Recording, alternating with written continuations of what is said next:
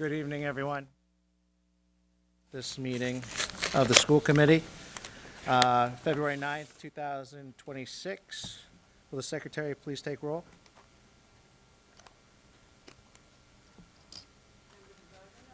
Present.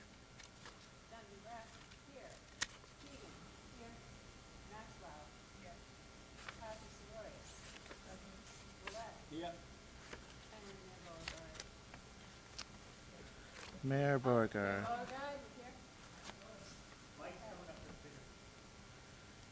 right. We're live, Mayor. Yep. We will be coming back at 6 o'clock for our regular scheduled meeting. But in the meantime, we're going to go into executive session pursuant to Mass General Law, Chapter 30A, Section 21A, to discuss contract negotiations.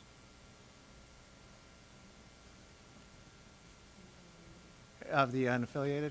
Colleen, is that correct? Thank you. Thank you.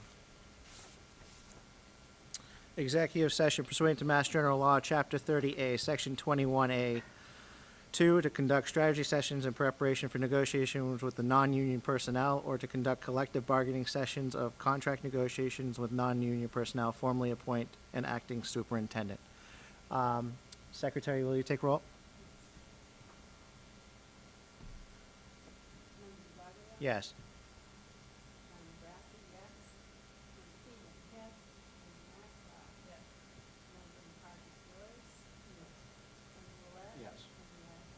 Yes. Thank you. We're going to adjourn this live session, go into the executive session, and we'll be back at 6. Thank you.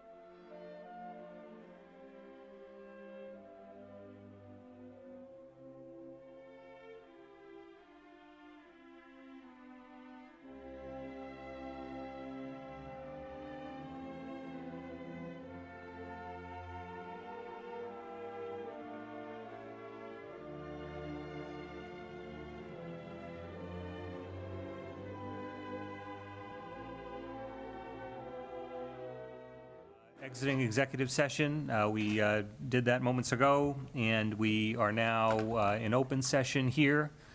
We've just let folks join the audience at this point. What we'll do is we will reconvene the open session with attendance.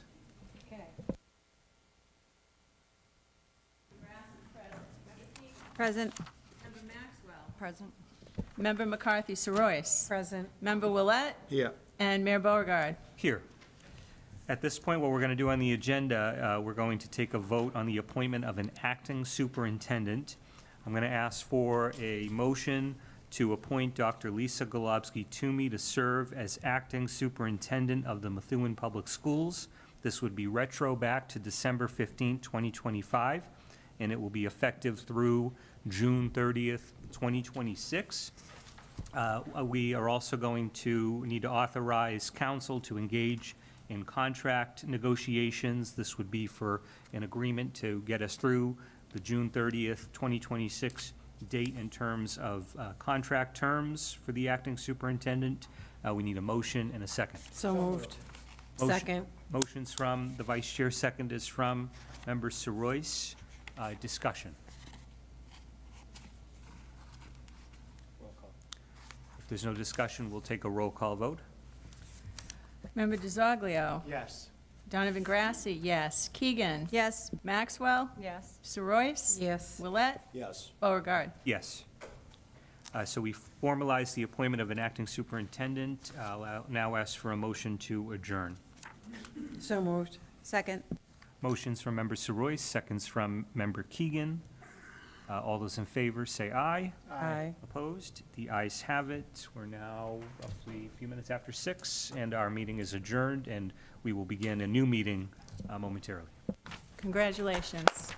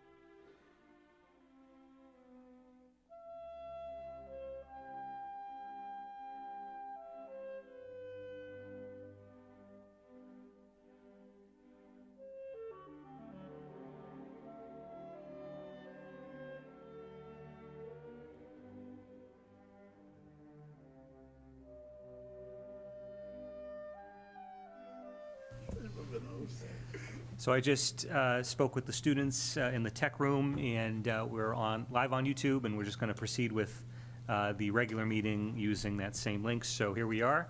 I'll begin formally now. Good evening. The school committee business session of February 9, 2026 will now come to order. This meeting is being recorded and will be made available for viewing on the Methuen Public Schools website. We'll now begin with a roll call.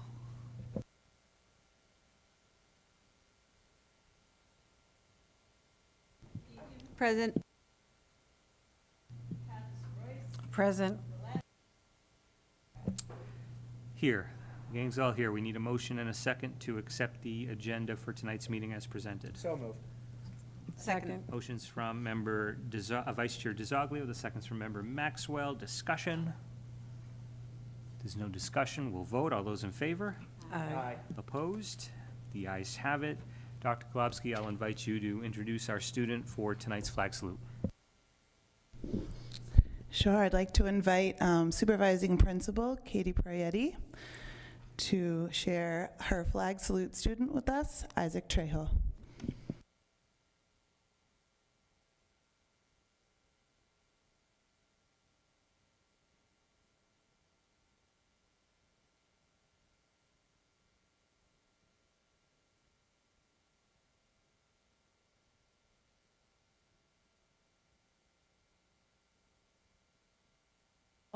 Can you hear me now?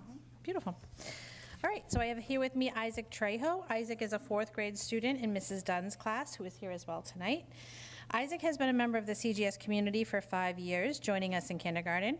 He comes from a close and supportive family that includes his mom, dad, twin brother Lucas, younger sister Aaliyah, and a large extended family of grandparents who are very clearly special to him.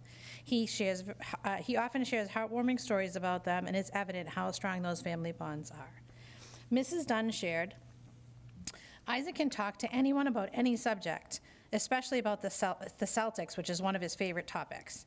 He adds so much to our classroom discussions, usually with humor and a real flair for words. At school, he gets along with everyone and is the type of person who can join in with any group. His knowledge of topics ranges from sports to animals to history and everything in between. He also loves to learn new information on any topic. I can see him becoming the host of Jeopardy! Or, this is a personal message for you, Mayor Beauregard, mayor one day. She said, watch out, DJ. She feels very fortunate to have him in her classroom this year. Lovely words from your teacher, right? Outside of school, Isaac enjoys reading and writing comic books, creating digital content, exploring engineering, and playing basketball, baseball, soccer, and football. His favorite subjects are technology and ELA. He has set personal goals to become a stronger writer, slow down and take more care with his work, reach 100 subscribers on YouTube, and learn how to play tennis. In the future, Isaac hopes to become an entrepreneur, an author, an illustrator, or work in engineering. He is a hardworking student who holds himself to high standards, and we are very proud to have him represent CGS tonight. So if you would all join me in welcoming Isaac Trejo for our flag salute. Right here, wait, what's that? Wait, what's that? Right, so right here, put your right hand on your heart, other one. Ah, there we go, okay, now return to the flag.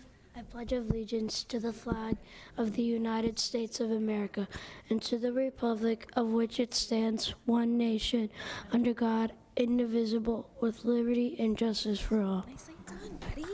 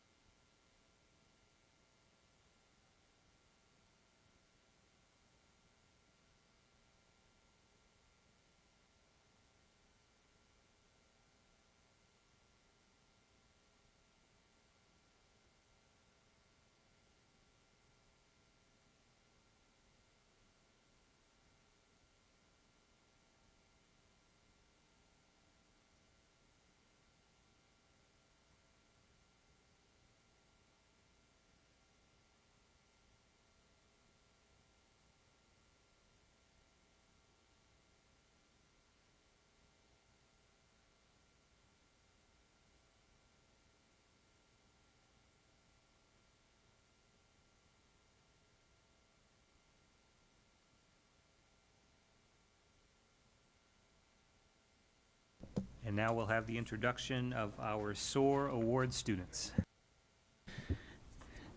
Sure, I invite our Supervisor of Fine Arts, Cheryl Mancini.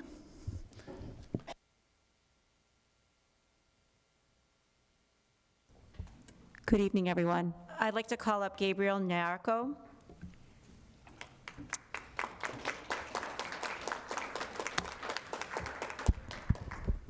On behalf of the Methuen High School Fine Arts Department, we are proud to recognize Gabriel Nyarko as a SOAR Award recipient for his sustained dedication, leadership, and growth within our music program. Gabriel has been a committed and dependable member of the Methuen High School Marching Band, Winter Percussion, and Jazz Band for 4 years. Throughout his time in the program, he has consistently demonstrated a strong work ethic, self-discipline, and a deep passion for music. Gabriel invests countless hours practicing and refining his skills, always striving to become the best musician that he can be. As a leader, Gabriel goes above and beyond expectations. He regularly spends additional time in sectionals, teaches music to his peers, and supports others in improving their performance and confidence. He's a student whom others generally look up to and aspire to emulate. His willingness to lead by example, combined with his patience and generosity as a mentor, he has made a lasting impact on the culture of our ensembles. As a fine arts director, I've had the privilege of watching Gabriel grow not only as a musician, but as a young man. From his early days starting on bass drum to becoming a section leader with the percussion section, Gabriel's journey is a powerful example of student growth through perseverance, commitment, and passion. He approaches each new challenge with focus and determination, taking pride in both his individual responsibilities and the success of the ensemble as a whole. Gabriel is self-motivated, enthusiastic, and deeply invested in everything that he does, both within and beyond the music department. His pride in his work, respect for others, and love for music have consistently shined throughout his 4 years at Methuen High School. Gabriel is exceptionally deserving of this recognition. On behalf of the Methuen High School Fine Arts staff, we are proud to honor and congratulate him as a SOAR Award recipient, a student whose leadership, dedication, and personal growth amplify the very best of our arts community. As a side note, about being a, fine arts teacher, we get the joy of watching kids go from freshman year, sophomore year, so we watch them grow from, freshmen into young adults. And one of the special things about Gabriel is when you're a conductor in an ensemble, you're conducting many pieces to put together in a song. Every time that I've observed the marching band from his start to finish, Gabriel is always looking at the conductor, focused and engaged and locked in every rehearsal all the time. And that's a stellar musician, someone who is ready to play and always locked in to do his best. So thank you for all that you've done for our marching band and all of our ensembles. So just want to say a couple words. Yeah, go ahead. Just say, Hello to everybody tonight. It's really an honor to have this award today, and I'm glad that I've been recognized for this. And I'm glad that I've been recognized for this, and I'm glad that I've had my high school here at Methuen High. Thank you.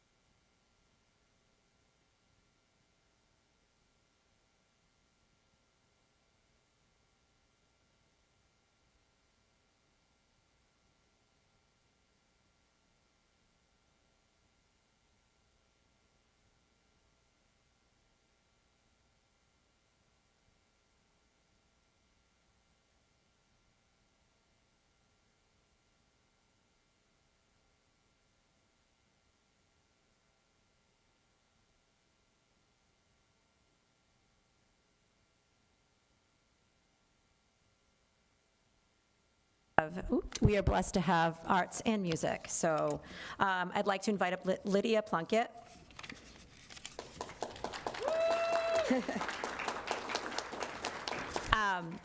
So this is a culmination. Lydia has legitimately been in almost every art, music, everything. So when I send out an email to the staff, I'm like, hey, can you all just share something with me? And they all responded with 4 pages of Lydia. So put your seatbelts on.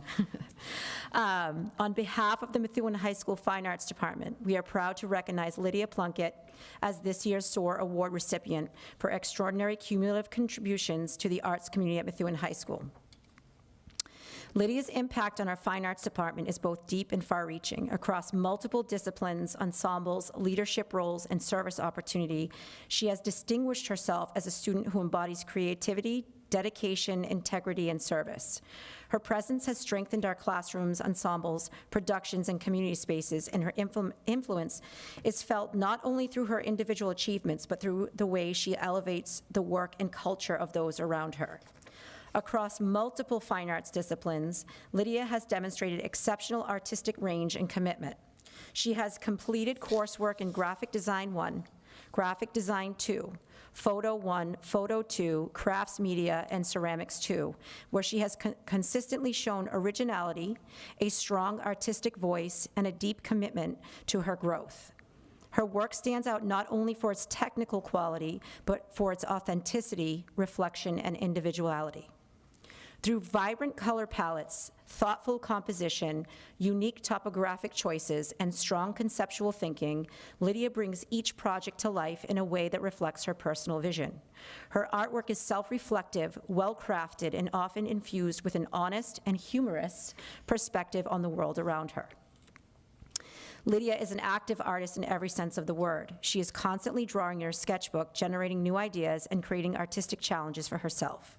In ceramics, too, she has pushed herself to develop a technical skill at the pottery wheel, demonstrating grit, perseverance, independence, and a willingness to work through difficulty in order to grow.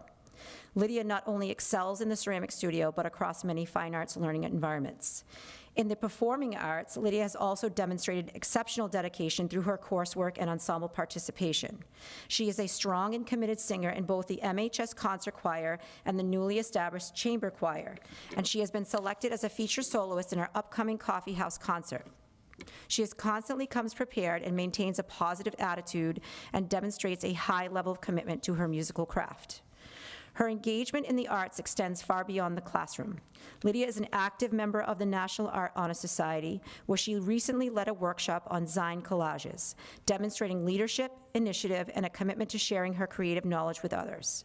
She has worked as a member of Stage Door 22 props crew, showing responsibility, collaboration, and care in the behind-the-scenes work that supports our productions. She has also performed with the Winter Guard, applying her passion for performance in yet another artistic context. Her commitment to both the visible and unseen work of the arts reflects humility, dedication, and a deep respect for the collaborative nature of creative spaces.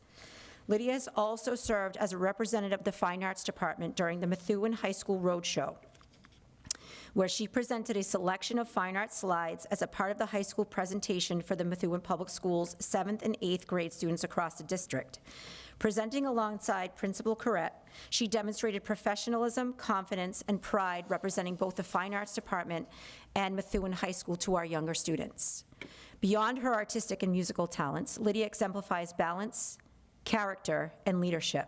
She manages her academics, creative pursuits, and extracurricular commitments with remarkable maturity and integrity.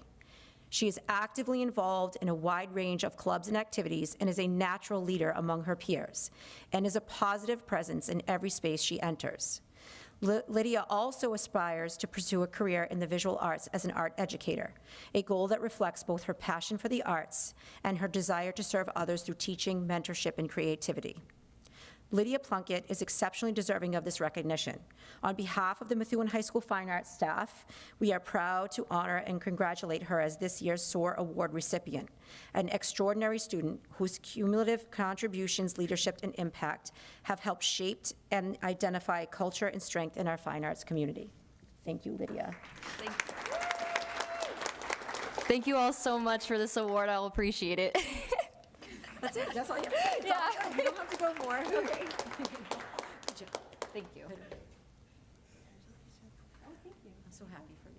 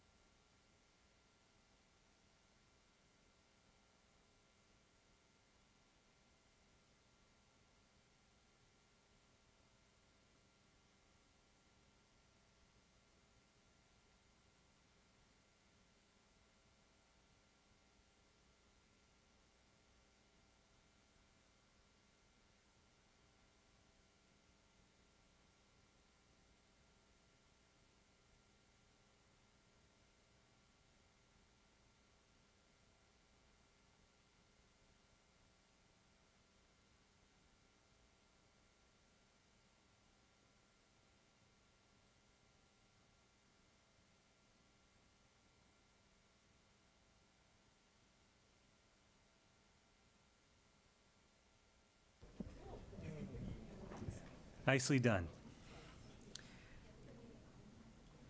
Next, I'll invite our student council representative to share any updates he might have for the committee. I believe we have representatives with us today. If they were to come up or out.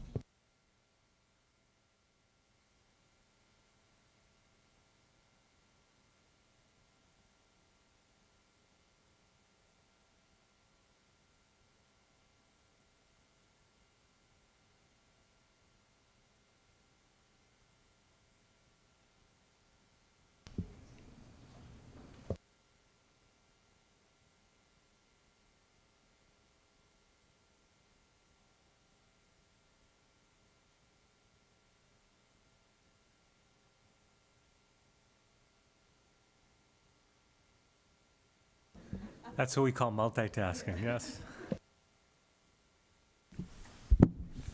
All right. Hello. Yep.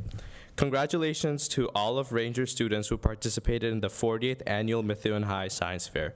All students represented Methuen High School with pride, and participants were presented with a certificate of recognition. With 78 science projects on display and over 135 individual students participating, our students utilized scientific inquiry while actively learning about science and gained valuable knowledge about the world around us through active hands-on learning.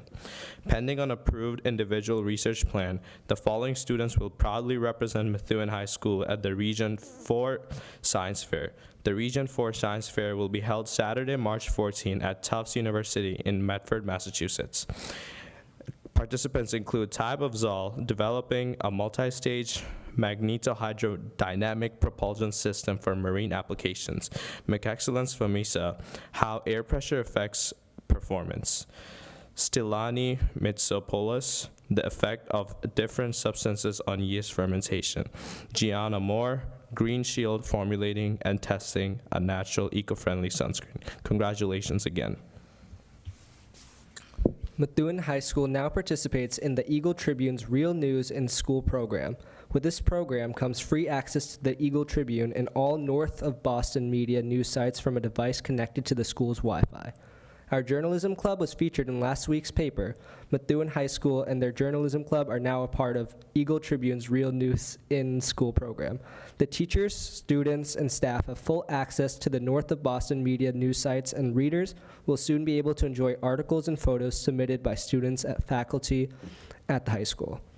The MHS Credit for Life Fair, developed in partnership with the Merrimack Valley Credit Union, will be held on the morning of Friday, February 13th, 2026, in the Climas Memorial Fieldhouse. Through their participation in the fair, senior students will be presented with real-life scenarios as they experience the successes and challenges of managing a personal budget. The Methuen High Key Club is sponsoring a Boston Children's Hospital blood drive on Thursday, February 12. It will run from 8 a.m. to 2 p.m. in the Blood Mobile outside MHS main entrance. That's all. Thank you.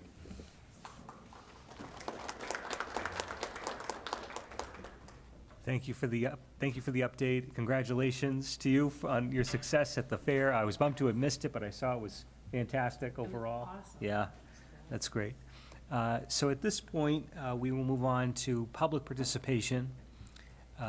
Is there anyone here who would like to engage in public participation?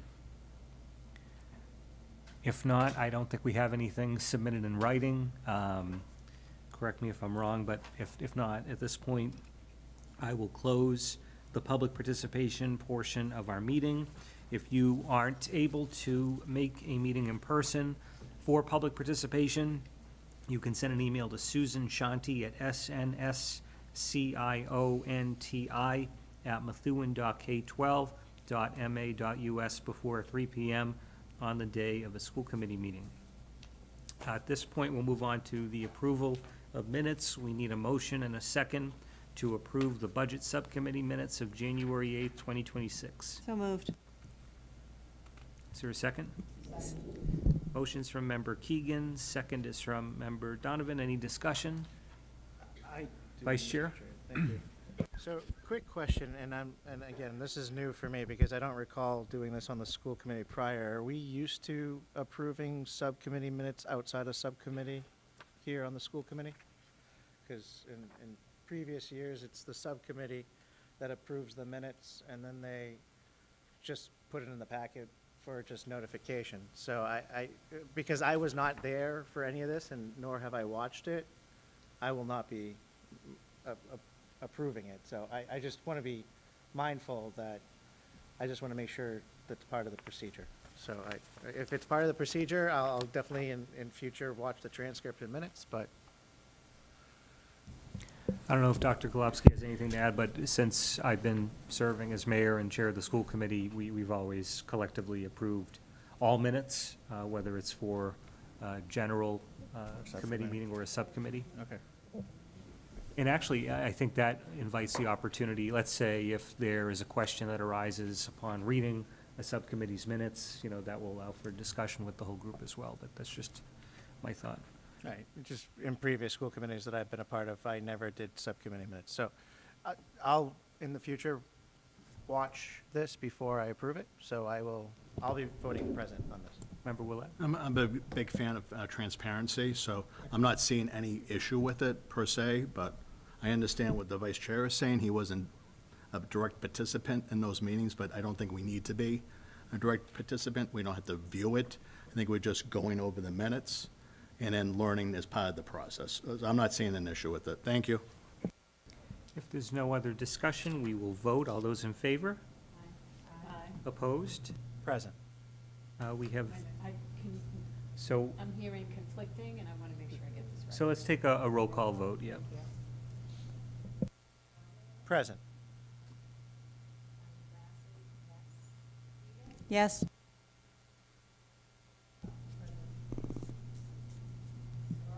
Yes. Yes. Yes.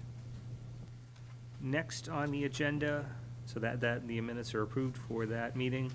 We need a motion and a second to approve the minutes of January 12th, 2026. So moved. Second. Motions from Member Keegan, seconds from the Vice Chair. Any discussion? If there's no discussion, we'll vote. All those in favor? Aye. Opposed? The ayes have it. Next on the agenda, we have staff reports. I'll invite Dr. Golubsky to present the update on higher education partnerships. Thank you. As you see in the memo, we've had some interesting conversation in the past couple of weeks with Merrimack College, University of Massachusetts Lowell, and Northern Essex Community College. Our conversation with Merrimack began because we had caught wind that some neighboring districts were using a cohort model to help staff members become certified in areas of need for us, looking at moderate disabilities or enhancing our ESL staff. So we had the opportunity to learn about several opportunities that Merrimack offers, some that were familiar to us, some that were new, all of which would come at a cost to the district, but would also help to promote within and help a pipeline of educators come to Methuen and stay at Methuen. And then it was a little bit of serendipity. UMass Lowell reached out and said that they would like to enhance our partnership as well through an apprenticeship program called RTAP, which I was aware of and had heard about, but was interested in learning more. And so through talking about the opportunities with UMass Lowell, they have some interesting programs where they take paraprofessionals or program assistants who want to become teachers, help them complete their undergraduate degree while on the job. So they're getting credit for what they're doing at work in terms of experience. They're learning from a mentor teacher, and at the end of it, become a certified teacher with necessary requirements and would be able to remain in the district. That was one of their offerings. University of Massachusetts Lowell also mentioned that they partner with Northern Essex Community College sometimes to help identify if some individuals have coursework that's already completed, what they could do to accelerate that process. So both institutions offered, I think, really enticing opportunities with online accelerated coursework geared for a working professional with a clear goal in mind. And we also picked up some tips and brainstormed some ideas on our own end about how to help teachers who are maybe having, aspiring teachers, difficulty passing the MTEL exam to become certified. And likewise, the mayor and I met with representatives from Northern Essex Community College, primarily to discuss an exciting expansion of what could be our early college program. So we currently have a designation with the University of Massachusetts Lowell.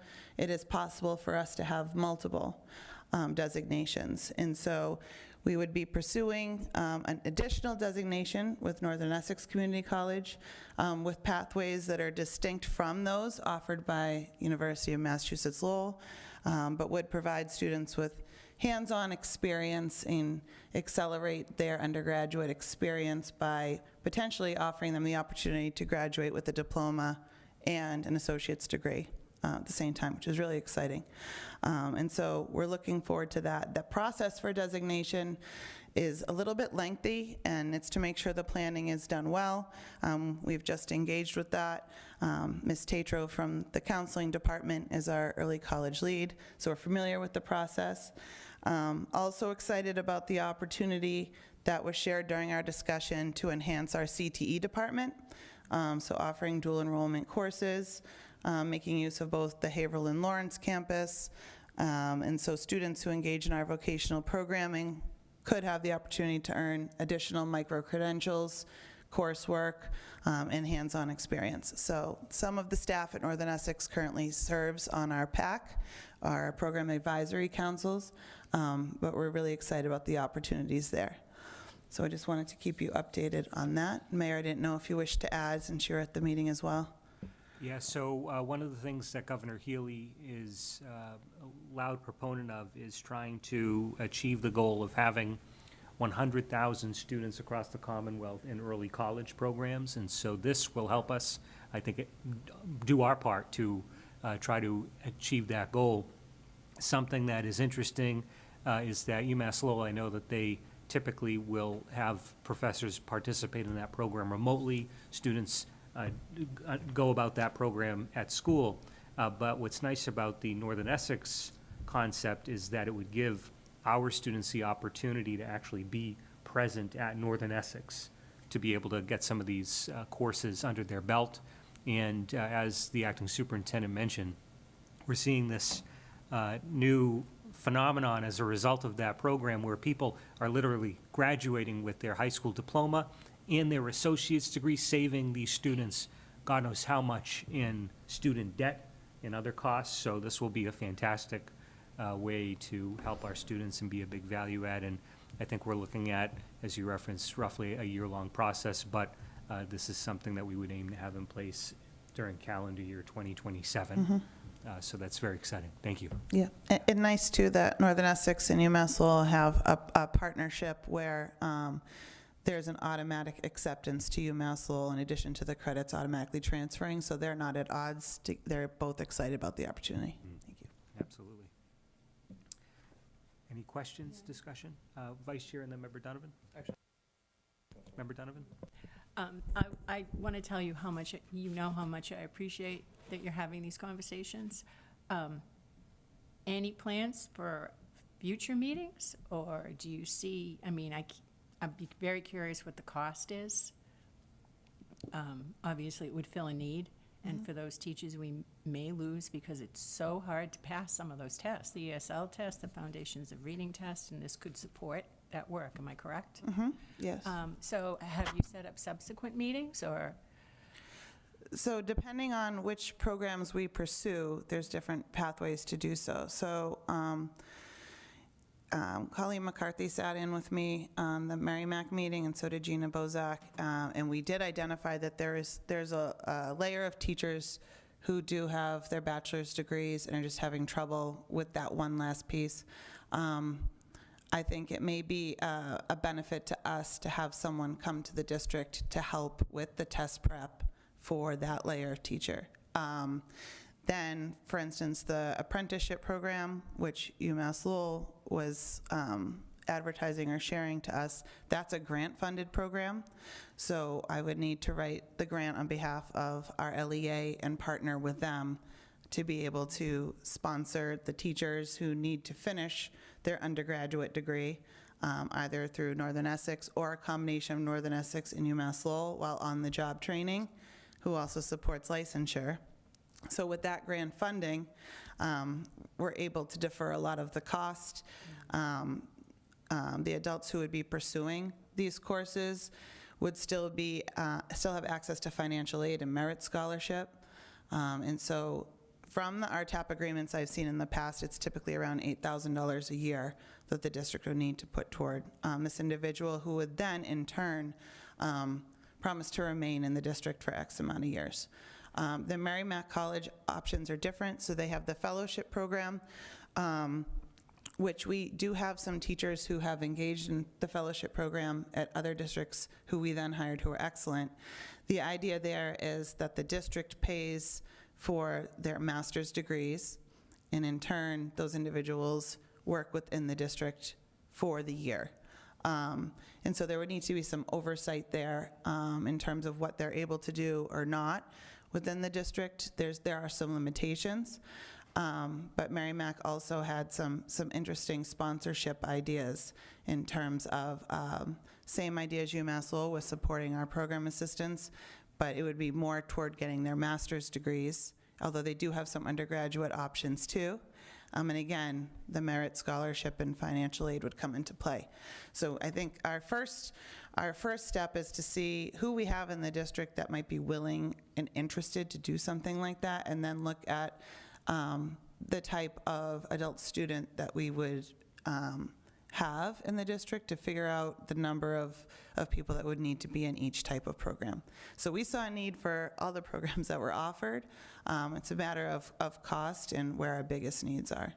But they seem to be mirroring the needs of the district in terms of focusing on moderate disabilities, licensure, ESL, and some early education as well. Thank you, Mr. Chair. And to the acting superintendent. So there's two parts here. Always been a huge advocate of early college programs. It's a huge cost saving to the student, and with education just out of control in today's day, it's a huge opportunity for students to get a good education plus be able to go off to a good school afterwards for 2 to 4 years. So anything we can do there to continue that. The only thing I do ask is, do we have benchmarking on how many students are currently doing things like this and what the projected number increase could be if we have, let's say, I mean, could it be open to every senior that's interested in college education, ultimately? Well, I'm happy that we have our early college lead here tonight, so I might call her up to the podium. Ms. Tatro. I saw her. I think she knows all this information off the top of her head, as does Principal Corrett. But part of the early college application process, which is over a year, is mapping out exactly how many students you'll have over the development of the program, so over the next 3 years. And so if you want to speak to Ms. Tatro, just very generally how we begin the process, advertising as sophomores, enrolling as juniors in early college. Yeah. Sure. Hello. So we have actually started talking about it, the early college program. We started talking about it 2 years ago with the 7th and 8th graders. And so we let them know about it then, and we, again, shared that information with them last year. So it's kind of neat, because we have kids coming in 9th grade, when can I participate? So in their sophomore year, we actually will notify the students about the program. We have 3 pathways: intro to teaching, a criminal justice business law pathway, and the last one, I'm having a brain cramp right now as to what it is, because I don't know why. But we have the engineering pathway. And the reason we did engineering as opposed to entrepreneurship is because we didn't want to crisscross with our CTE program for business. And so we went with the engineering program. Basically, we advertise it, we explain to the students, it's block 7, 3 days a week. They'll take a class in the fall, a class in the spring. We have a UMass Lowell professor. Some of them do come in and teach here. We have a Methuen High teacher assigned as well, and so it's they work together in unison, and the students will take 4 classes over 2 years, and in the summer between their junior and senior year, they're offered an opportunity to take a summer program that is 3 weeks long, of which 2 weeks they can live on campus and they take another class. So conceivably, the students graduating their senior year from UMass Lowell could have completed their entire first semester of freshman year in the early college program. Right now, we have, our goal this year was to have 75 new students, and then we had 16 students returning from last year. So I think right now we're hovering right around 70 students overall, and then we're moving into next year, which will be the first year of the full-blown 2-year program. So we will have a large group of students who will be in the second year of any one of those 3 pathways. We'll be adding 2 additional Methuen High teachers, and then we'll have a brand-new content cohort of students in their first year of the program as well. And perhaps to add to that, so, there's the existing program with UMass Lowell, as you outlined. The thinking with the expansion effort with Northern Essex would be to offer, for instance, a nursing path. That's something that Northern Essex has in their program offering, so that would be something for students who are interested in the medical field. And another thing, too, is Northern Essex has on campus in Haverhill, they have a police academy that they partner with Methuen. We're one of the partnering communities for that. And so there's opportunity for students to get training on how to be a dispatcher and to be able to get the certification for things like that. And so, in essence, this would be a complement to the UMass offerings, where we wouldn't be doing 2 programs with the same content with different institutions. It would be complementary. So I thought I would add that just for the purpose of discussion. Thank you. Yeah. And Thank you. we did, several years ago, we had a program with Northern Essex Community College that was pretty successful. The challenge that we ran into was the teachers would come here and teach, and we actually encountered some colleges that, believe it or not, would not accept those credits because they were taught here. And we had great success. We had a lot of students that graduated after the 2 years. Maybe 1 or 2 classes shy of their associate's degree. So I love the idea of repartnering with Northern Essex. I actually just saw one of the representatives here that I used to work with, because her grandson was the student that did Pledge of Allegiance. And so she's like, we need to get you back. So, thank you. Hold on. The second part to my question was on the teacher side. When was the last time we offered the CAGS program to our teachers? Have we ever? Colleen and I were just discussing that last week, too. I believe the last cohort to graduate would have been around 2011 or 2012. Over that far behind. And CAGS programs are not as popular as they used to be. A lot of institutions are moving to doctoral programs, but we agreed that we would like to start some sort of pathway for leadership opportunities within the district, and that was really popular with teachers when they were able to stay in the cohort model within the district. So it was 2011 last time we offered anything like that? To my knowledge. So things like that with this partnership is something that I've always said that we needed to do in Methuen, is partnering with the universities to give our teachers the opportunity to grow within district. And it's always been a money thing. But usually if we partner very closely, because I know Fitchburg State does this with a lot of their surrounding cities, is like a cost balance. If you can tell me that I'm going to get 25, 30 students from your school department, or teachers, educators coming to my school for a CAGS or a doctoral program, we'll offer ESL for 20%, or, there's a cost balance. So if we can start planning that out and then budget that out and what that cost would be to us, because if they're paying 60 and we're paying 40, or whatever the math comes out, or we can guarantee that a teacher is going to sign up for a CAGS or a doctoral program or even a licensure, they'll pay for it. Like the school, the Fitchburg or UMass will pay to do these other licensed ESL programs for nothing, because the money is where those other programs are. So just something to look into, because we should be offering these things to our teachers as something, as a benefit on top of staying here.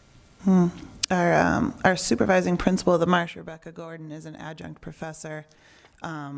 And so we have been able the last few years to offer courses through Cambridge College through Rebecca, who would supervise the staff who were teaching, and that was really nice because we could have them align with our strategy plan. Those were quick 1-credit courses, but we did put out a survey to see if teachers were interested, and they certainly are interested in 3-credit courses, and certainly a program would be enticing as well. Thank you.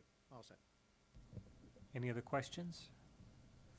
If not, we'll move on to the update regarding behavioral positions at the grammar schools. Thank you. I included these memos from each of the grammar schools because there was some discussion at the last business meeting about how the crisis interventionist and risk coordinator positions were faring. If you remember, last year around this time, we shared similar memos where the principals were speaking about whether or not they felt like these positions were meeting their needs, being relatively new.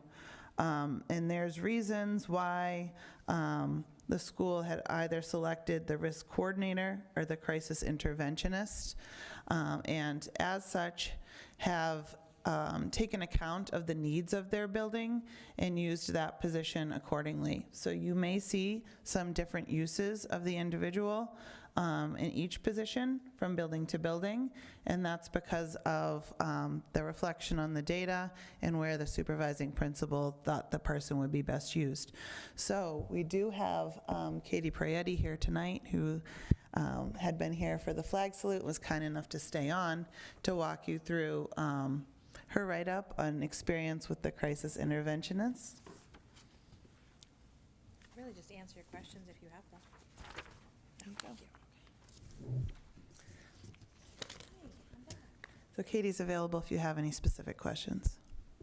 Member Willett? Just from like a technical standpoint, like between the different classifications, like I know Member Donovan and I have been with the RIS and versus the crisis intervention versus the other personnel at the MASH that was unfulfilled, and then he did a different position at the MASH. Just go over quickly the benefits and disadvantages of each type of position, you know, especially at the CGS versus what's happened at the Tenney and the Timony. Sure. With the RIS, and why it works for your school as opposed to maybe another school. I'm just curious on that front. Yeah, I certainly can speak, obviously, more specifically to my position, but I meet with my colleagues and we've talked about it. So I'll share what I can, but if I certainly wouldn't want to misspeak on what happens with RIS. So I'll start with my school. So again, it's difficult because populations are different, right? And even year to year, they're different. So when we started with this position, there was a growing need at the CGS that there was a lot of behavior responding for physical behaviors that we were seeing in the lower school that we had not really seen before. So when we got this position, looking at the data, we thought, based on that population of students last year, that we would be able to do, hopefully we had a 50-50 split of relationship building in the upper school, because we think, you know, every kid needs a mentor, and we have students in the upper school. You know, behavior is communication, and the way you behave and the way you communicate in upper school is a little bit quieter. And when you're younger, your behavior is more of a physical response because it's more developmentally appropriate. So we were hoping originally that we would be able to kind of balance relationship building in the upper school and then behavior responding in the lower school. We started out that way, and we quickly found that it really is behavior responding in the lower school that is our primary goal. And mostly so that gen ed classrooms would be productive learning environments that would not be disrupted by interfering behavior. So we started that way. This year, we really have just been behavior responding, interfering behaviors, working on intervention strategies. Our crisis responder is really there to help with those behaviors right away, and then maybe some de-escalation with the goal of getting students regulated and back to class so they're not missing learning time. So that's how crisis intervention works at my school. Again, and I think I shared in the document that did leave some resource gaps in terms of the things that we wanted with relationship building. So ideally, I'd love to have the risk coordinator, because in terms of talking to my colleagues, they are having the other balance, right? So they're able to, with their risk coordinators, I'll speak to Mr. Reeve, he and I just spoke about it the other day. He's able to have that person do a little bit more of the relationship building and pull kids together to do some preventative behaviors. Mine right now is reactionary, because that's what my building is calling for. And to your question about what is it serving, I think the climate of my building would be very different without the position. I think teachers know that we have a plan, we have a systematic approach, there's a protocol, we know who's going to respond. And I think in some uncertain times with behaviors, it gives that consistent knowing who's going to be there in that personnel that we did not have before. So we're able to do things with better procedures, finite expectations, rather than just trying to adjust and call an audible when interfering behaviors happen. So that's what happens in my building. In the other buildings, I believe they use their interventionists, like I said, for more of the relationship building things. They're able to, which I'm not able to do, have a reduction in their out-of-school suspension because they have that support person within their buildings. I don't have that.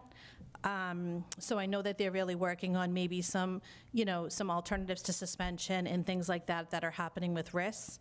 Like I said, we really need both, but I understand that that's a cost.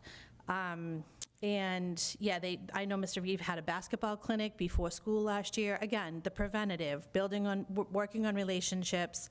I think he has some data in there about repeat behaviors, and he's seeing a reduction in repeat behaviors because of that relationship building with the risks. I think Mr. Hill is as well. I know Ms. Gordon's position, she's using it very similar to me, but I think hers maybe has some other parts in terms of maybe, TSS and things that I'm not using my position for. And TSS is that tiered system of support. Again, the system of support and behavior and intervention, but she's using hers differently, where mine is primarily responding to interfering behaviors. Hers might be responding to interfering behaviors, but then developing that intervention. We're not at that step yet. We're really sticking with having a consistent response and expected behaviors. And again, the thing we did differently this year is we've taken it to the next step, because often teachers will have a student with an interfering behavior, somebody swoops in, and they don't really know. We don't have that time during the day to recap what happened, what was the interfering behavior, what was the trigger, what's the intervention now, and we're working with our crisis responder to fill that gap so that he can work with the interfering behavior, but then do the follow-through, because we didn't have the time to do the follow-through, and then speak with the teacher of like, this was a trigger, or this is what the issue was, and maybe communication was in the way. So we're working more on that to try to make sure that everybody understands how to take the next steps. Last year, we were just working on responding. So we're moving in the right direction. I think it's all really valuable and important, but I'm happy to answer any questions about my school if there are any more. Just to follow up again, we wanted to establish those positions. We knew there was going to be a disparity amongst the schools. We also wanted quantifiable data. And I think we're starting to get that quantifiable data. And I think what I'm hearing from yourself during a tight fiscal cycle, that we need maybe the risk specialists at the CGS, and that's something that I could potentially advocate for. Thank you. And that's something I wanted to make sure, like, it's working, because, again, the teachers were getting frustrated. There was not an explanation about the process. There's a separation of the child, but then also a focus on a holistic approach, what's happening on the home front. Right. Diffusing the situation, repeat offenders.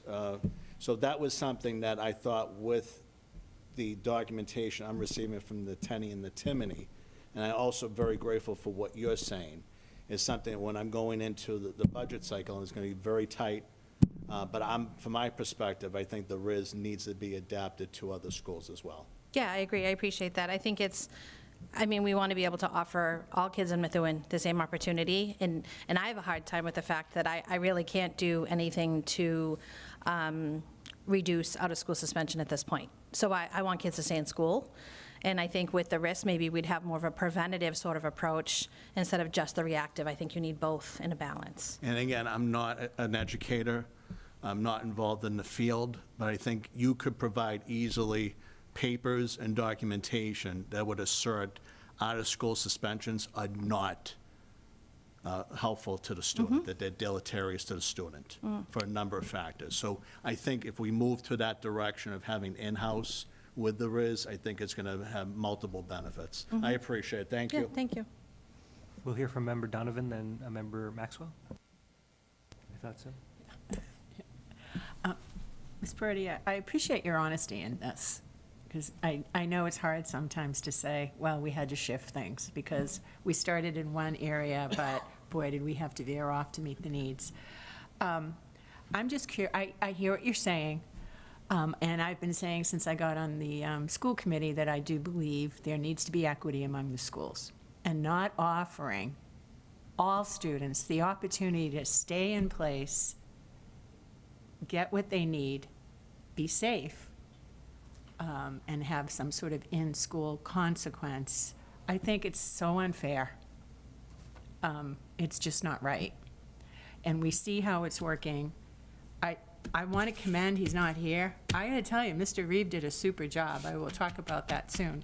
Do you believe this, so am I hearing you right? You would replace this model? No. With the risk model, so you No. need both? I Was this a grant-funded position? No. What was the one that we had grant-funded? Bright, very different. Right. I'm sorry, you're absolutely right. It was I Bright. can speak to Okay. Bright, but I wouldn't want to Right. confuse No, they're this two different. at all. No, Yes. totally get it. I was just trying to remember which one we got kind of a deal on. Okay. Okay, great. More to That's- come with Bright. Okay. but Not Okay. today. And you would see that, I don't know, I wonder if it's time to review our in-school, elementary school, I don't know what we want to call it, in-school suspension. I'm wondering if we need to have a whole different look at I'd love to, this. yeah. Like years ago, we used to have the opportunity rooms.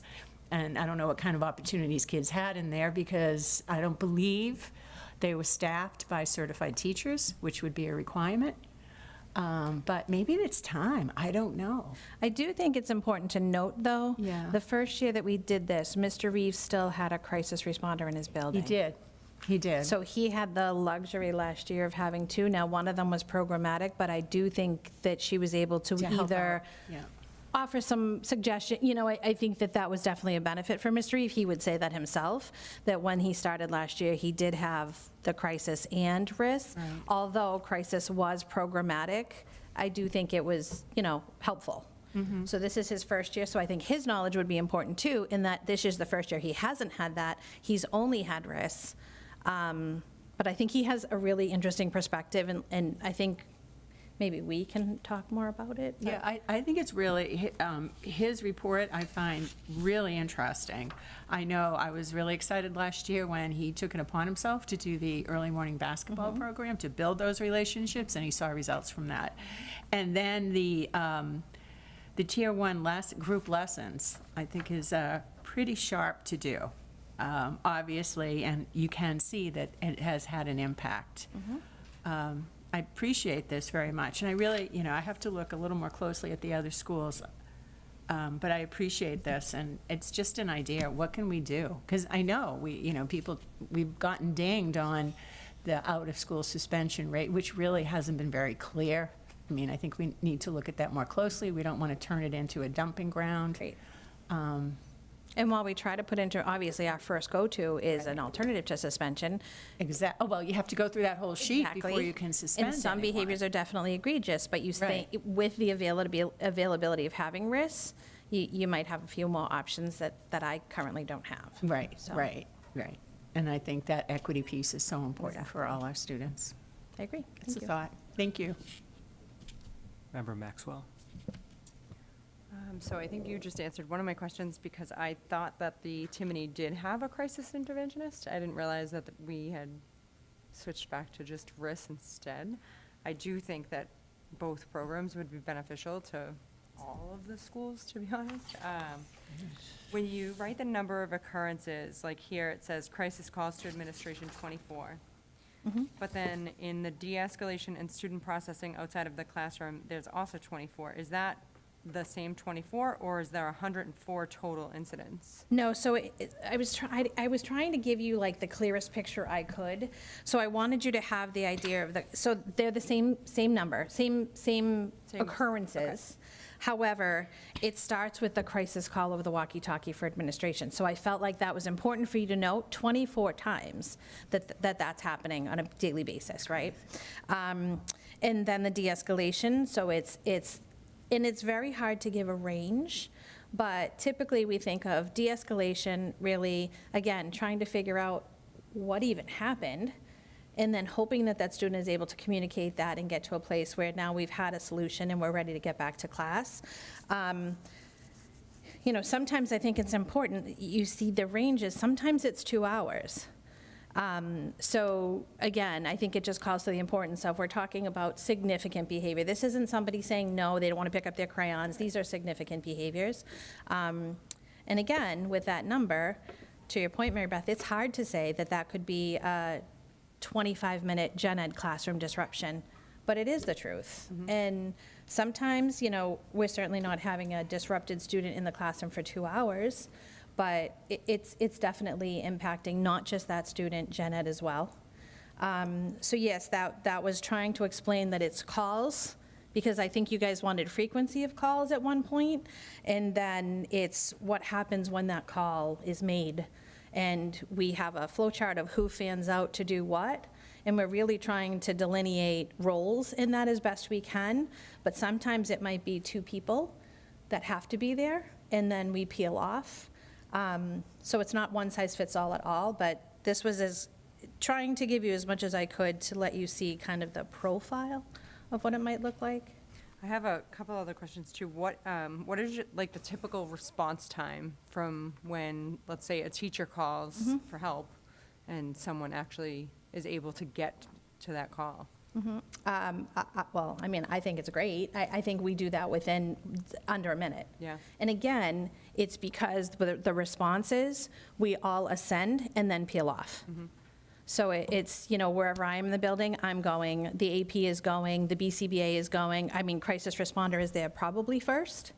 But we're fanning out, going, assessing, and then peeling off as necessary. So it's fractional. I think it's really quick. Okay. What are the qualifications for this position? When we looked for this position, we really, again, to the mentorship, I was looking for somebody that had mentorship background, and he does. He was a therapeutic mentor. He has experience working. He was working in the Lawrence Public Schools in a similar position.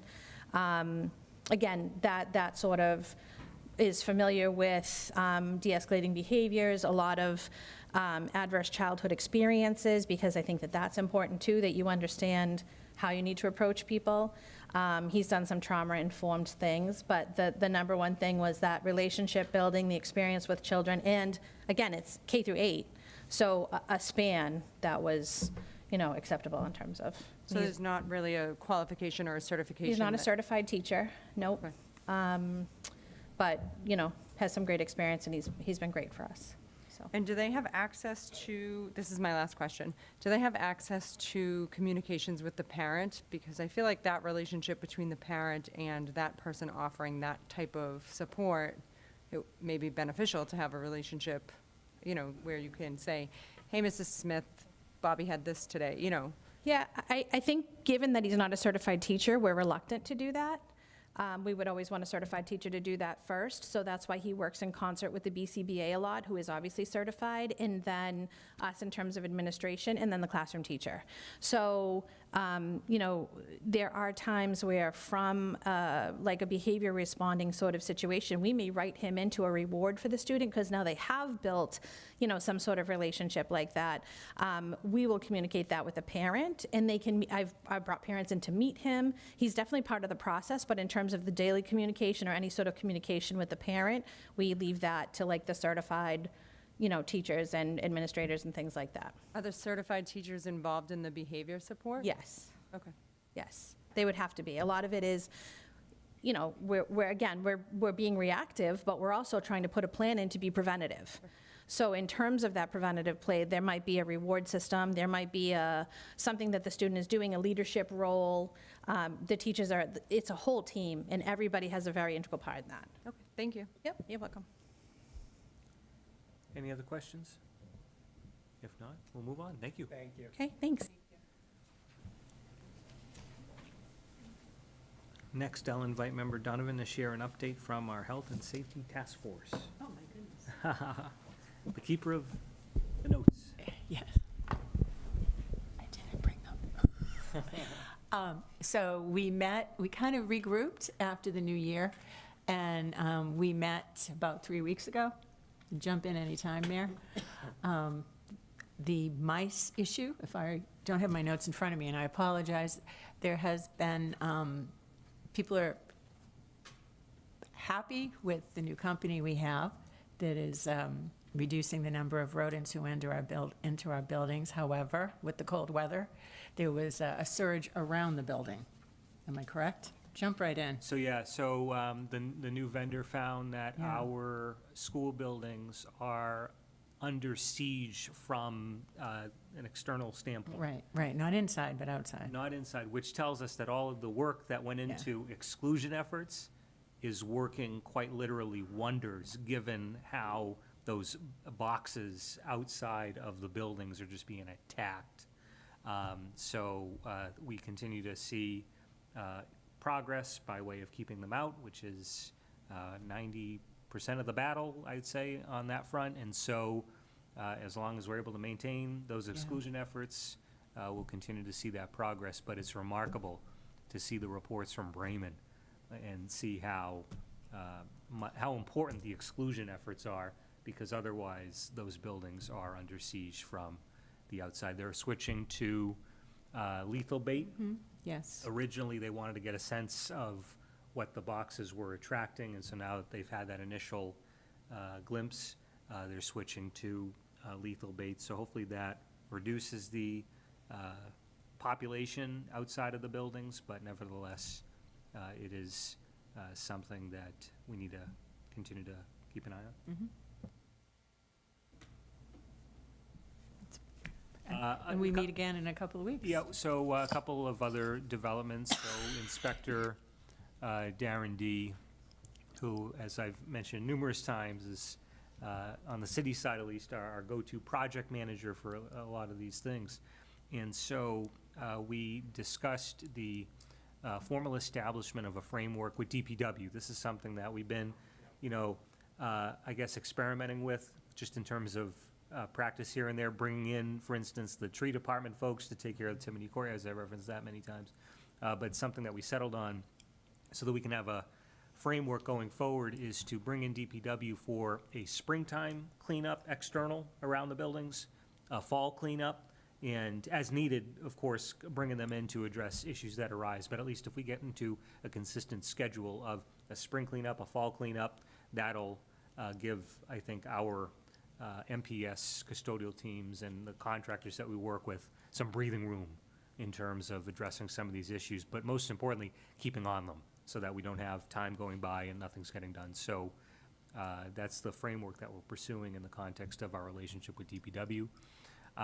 We did have an issue, feel free to chime in, about the marsh, some issues that were centered on not the boilers that were a topic of some discussion last year. This was mainly dealing with an issue that was brought about by the frigid temperatures. Outside of the marsh, there is this gas line system where you have the intake from the broader gas line from the city, and that system froze quite literally, and that caused a disruption to the boilers, and temperatures, of course, in the building dropped to roughly 50 degrees. At one point overnight, Sunday night into Monday last week when we were there, the auditorium was reading like 48 degrees. And so that was a major issue, but they were able to get everything back up and running. And of course, school was back in session, not that Monday, but on Tuesday. And so these are a lot of issues that, we have to work with the utility companies, because that's really their equipment and the like outside, but going forward, I think it speaks to the need for continued investment and improvements. So one of the things that Inspector D and I have been discussing is having this spring doing an overall facilities assessment. Doing that from the city side, we would initiate that, but taking a look at all of these buildings and having a more definitive capital improvement planning framework to go off of, rather than, taking issues as they come, having, another pair of eyes from the outside take a look and work with us on putting together a more definitive plan for the next couple of years of capital improvements. So that's all ongoing, very important work, and we're going to keep you updated, continue to meet. Member Maxwell? Just a question. When do you expect the Marsh's heat to be 100% again? There are two air handlers that need to be pulled apart and redone. They're isolated right now, so we're not in danger or anything like that. The building is warm. All of the but- building? What's that? Well, for the most part, yeah. I mean, there are no places that are 57 or 40. I just know, I yeah. got a call today asking about the heat at the Marsh, just because I know a teacher was wearing their jacket all day, and Yeah. I said, If you tell me what room that is, we'll check to see if I that's think it's the part of the third issue. floor. It's the top floor. Okay. Okay. Yeah, so I was just curious when that would be up and Yeah. functioning total. Yeah, there are two that as soon as they can get on the roof and pull them apart, but in this weather, it's close to. So, but I will look into that tomorrow. If you let me know who the teacher is of the room, I can. Yep. Member Willett? Do we have like an early warning system within our schools? Like if we have CO2 detectors, gas detectors, water detectors? Because I know if we have, like, we're on vacation and we have depleted staff, that would be the biggest thing I'm worried about. Yeah, is all something that came our up. boiler rooms have CO2 detectors. I believe they're required by code. In terms of like the cafeteria areas, do we have detectors? I'm thinking the main areas I would think of the Yeah, cafeterias, the boiler. CO2, definitely. CO2, definitely. And we also have temperature gauges on our, which is relatively new, on our freezers and refrigerators, so that if our freezers go down, an alert goes out to the kitchen staff or the maintenance staff to get on that so we don't lose all the frozen food. We also have temperature controls that malfunctioned at the Marsh. They should have notified us that the boilers had gone off, and it didn't. Okay. So we do have that technology. We need to make sure that all the right names, numbers, emails are kept up to date. That's part of the problem as well. Okay. All right, thank you. You're welcome. Member Royce? I just wanted to thank the custodial staff. Yeah. Member Maxwell and Vice Chair DiZoglio and I toured the Marsh and CGS Thursday. I can't remember which day it was last week. You would have never known there was any water issue in the Marsh. They did a fantastic job cleaning it up. There was no signs of any issues there, so I just want to thank them for their hard work and taking care of that, because they really did a great job. I couldn't agree more. So when we were there that night, when all of this was unfolding, there were rooms that had some leaks due to, of course, the drop in temperature and issues with the pipes. And they were so fast to clean all that up, and they were there quite literally all night, along with the vendor techs and such. So definitely kudos to the custodians. Absolutely. Anything else? Member Keegan? Just a quick question. I know a bunch of parents have been asking whether or not the Marsh has to make up the day at the end of the year. So that's my question. So technically, days that are missed prior to, I believe it's March 31st, would need to be made up. I am able to ask the commissioner, because it was one school and it was a heating emergency, if they would be lenient in that, but most likely we will need to make up the time. And if that's the case, then I will work with the union to decide how that will be done. But that would most likely be the case, although I will inquire. Thank you. Vice Chair? Thank you. And just to bridge off that quickly, is it possible for that school, if we have 2 half-days, just to make it full days, potentially, so it doesn't impact the summer for them, or a vacation? That was an idea I had as well, but we would need to partner with the MEA to make sure they're on the same page about that. And then any logs or tickets that may have been placed during the flooding of the marsh, or the heating incident, are all those tickets being addressed? We're working on them, yes. There's a bunch, and we're also, I'm going to reach out to, I meant to do it when I was at the building the other day, to make sure Ms. Gordon lets those teachers know who might have lost personal stuff or books or whatever, that we order, replacements for those areas. But yeah, there's a bunch of tickets that they come in fast and furious, and they're going through them as fast as they can. I know you sent me something today. It was cosmetic in one of the... But I couldn't open the pictures. All right, I'll send you the ticket Yeah. number if you could take a look at it. Yeah. Thank you. Yep. All set, thank you. All right. We'll move on to the status update regarding the accelerated repair program application from Mr. Gosselin. I know Dr. Kwong reached out at middle of December. There was no response from the state. I reached out again last week via email, pretty much saying, hey, we asked you, and as far as I'm concerned, we haven't heard anything back, and I still haven't heard. So I need to get a number of somebody. All we have right now is an email and a service email that they've been they were communicating back when we had to fill out all the forms. They scheduled the inspections and the visits and all that other stuff, and they seem to have gone very quiet. So we'll reach out again this week. Mr. Chair. I know with the Green Works program, there's a certain timeline. This is like an open-ended thing because you were required to provide information to the state, and you complied with that. And there's been no forthcoming information back to you guys at all. Is that accurate? Yeah, they Okay. acknowledged that we sent them all the information. They come out and inspected every building. They sent us reports and said, read through them to make sure we didn't make any errors. So we did go through those reports, and there were a couple typos or things that weren't exactly right. I responded with the corrections. They sent back the corrected version to make sure we were good with it. And they said that they'll now review it and let us know about our status moving forward, and we haven't heard. Okay. So my advice would be, and again, I'm one voice, one vote, I would encourage the mayor to reach with the legislative delegation, and in turn, maybe they can reach out to the legislative liaison to put a fire into them, because we are a gateway community. And again, I know Haverhill was successful in receiving a good amount of money, and that will help our community long-term with these projects. So that would be something I encourage the superintendent and the mayor to do, is to reach out to our legislative delegation, and in turn, reach out to the legislative liaison in good faith and say, we've been in full compliance, we're waiting feedback from you. And what was the timeline? How long of a delay it's been now?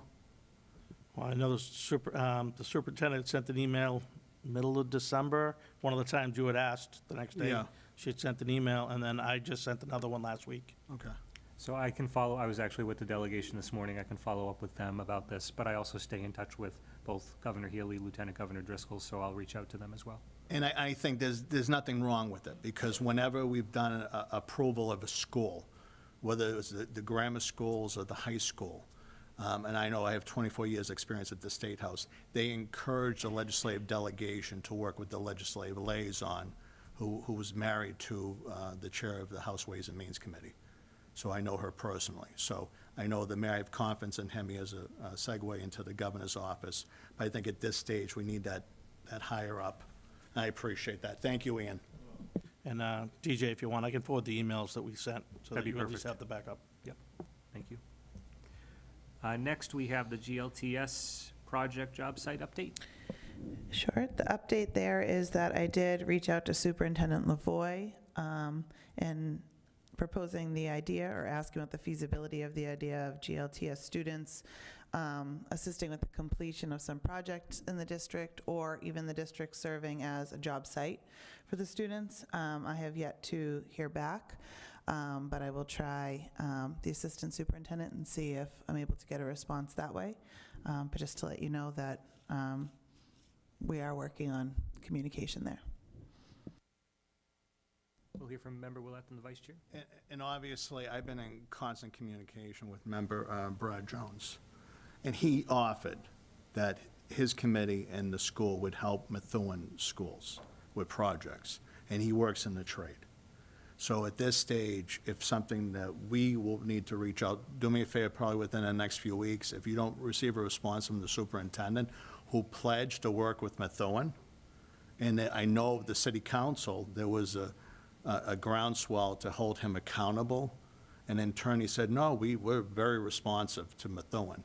I don't want this to be adversarial, but I also don't want to have false promises to the city of Methuen.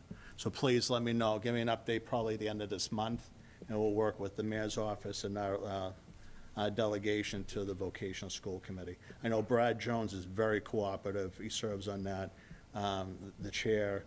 I definitely want to follow up on this as well, because we read about in the paper at all times that they do projects, and for them not to do that, for the amount of money we put into that school system, I think is atrocious.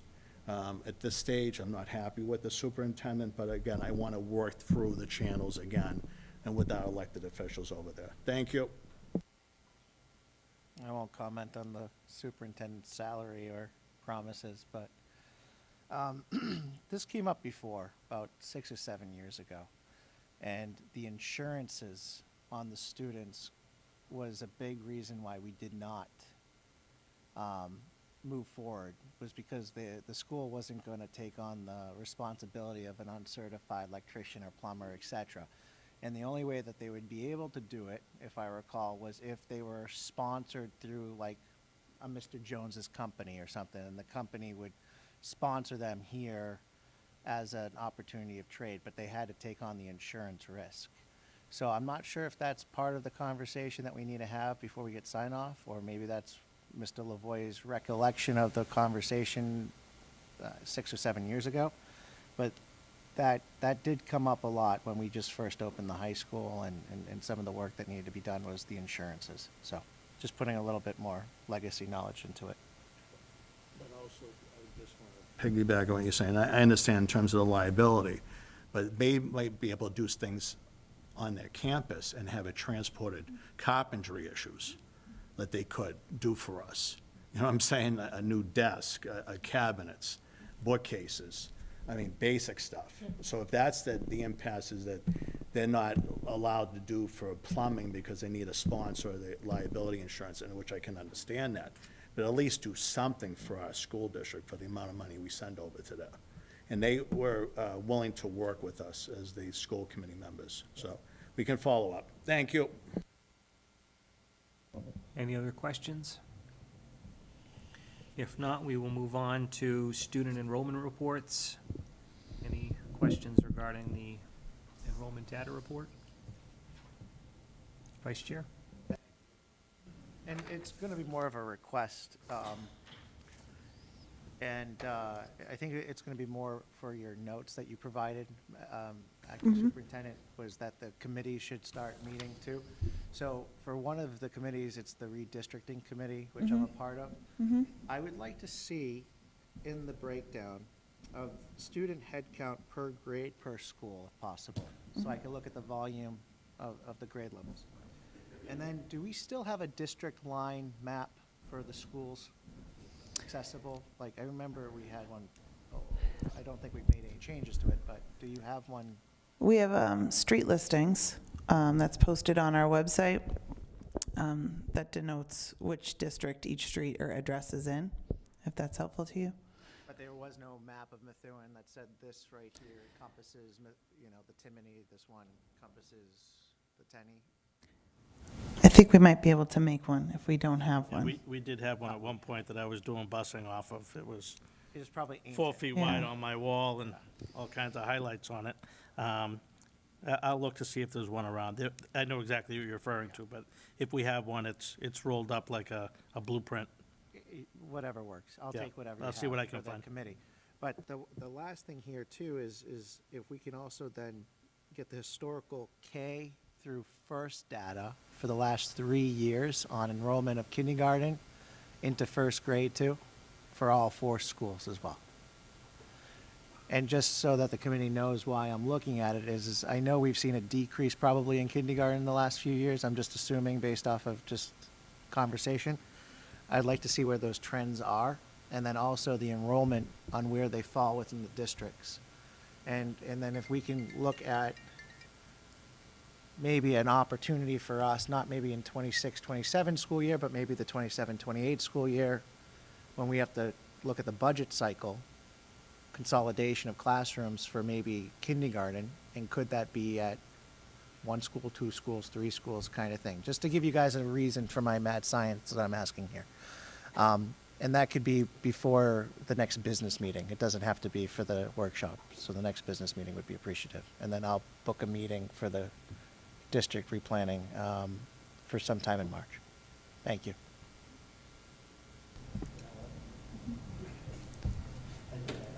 I think I'll add to that too. Statistics regarding kindergarten first graders attending special programming that's only housed in 1 school. That might be interesting as well. Perfect, thank you. Any other questions? If not, we'll move on to the homeschool count. Any questions from the committee? Pretty straightforward. This is not necessarily about the homeschool count, and I think I should have kind of mentioned this a bit in the beginning, but I just wanted to see where the meeting kind of took us. So I know I spoke previously about my apprehension with engaging in virtual drama regarding school politics, but I recently heard news which at best was pathetic drama, and at worst it represented a huge failure from quote leaders who are failing to represent the people of Methuen and perpetuating mistrust and division within the system created for them. I sometimes think of myself as a downer, always giving bad news, but truth prevails. And that at that time is that when the highest levels of government is failing and is surrounded by failed, it is even more important to be strong at local levels. I truly think some of the point and some of the plot is lost.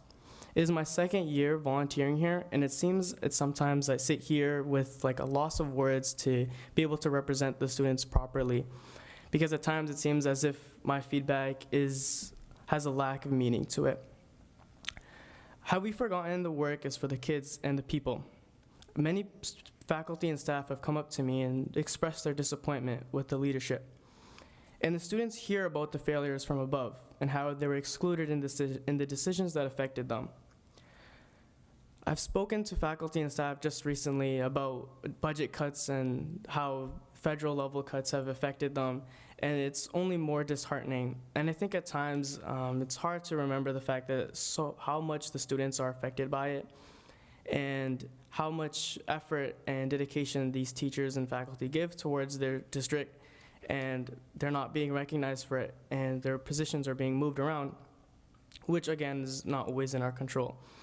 But I feel like it's so important at times to understand like how our voice overall can be towards like, as a guiding light for the faculty and staff here. Many times I'm hearing things about luck and how about like sometimes the cards are not in our favors, or it's like a roll of dice about the decisions being made at every level of politics. But I think it doesn't necessarily need to be something of chance, but rather something of a clear-cut decision. So I think reflection is so important at times like this, where there's so much mistrust and division within our community, where we can really understand the students who are being affected by these policies, how the students are at the core of the purpose, and how important it is to consult students and to see where their head is at regarding all these topics. I'm frankly pretty embarrassed about the situations that I hear, which I hope that I'm wrong about. But I know the people that I spoke previously about that the people of Methuen are people who have integrity and people who work hard with dedication. So I know truth will prevail, but I just want to mention that. That's all I got. Thank you. Thank you. Good words of wisdom. Any questions about the homeschool count? If not, we'll move on. Any questions regarding the, So for the years that you have listed here, are they inclusive of the same students Yes. Okay, so they're not like 72 new students this year? No, that would be the total. Okay, so it's actually decreased over the past 3 years? Yes. Okay, thank you. Any questions regarding the reported exit status of unenrolled students?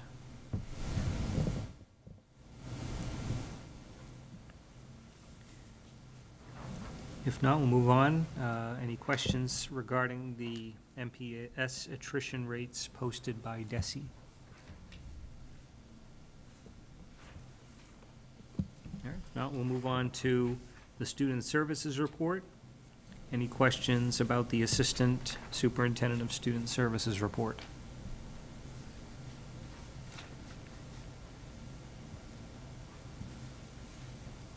If not, we'll move on to the HR report. Any questions from the committee? Next on the agenda, we have the Discipline report. Questions, comments?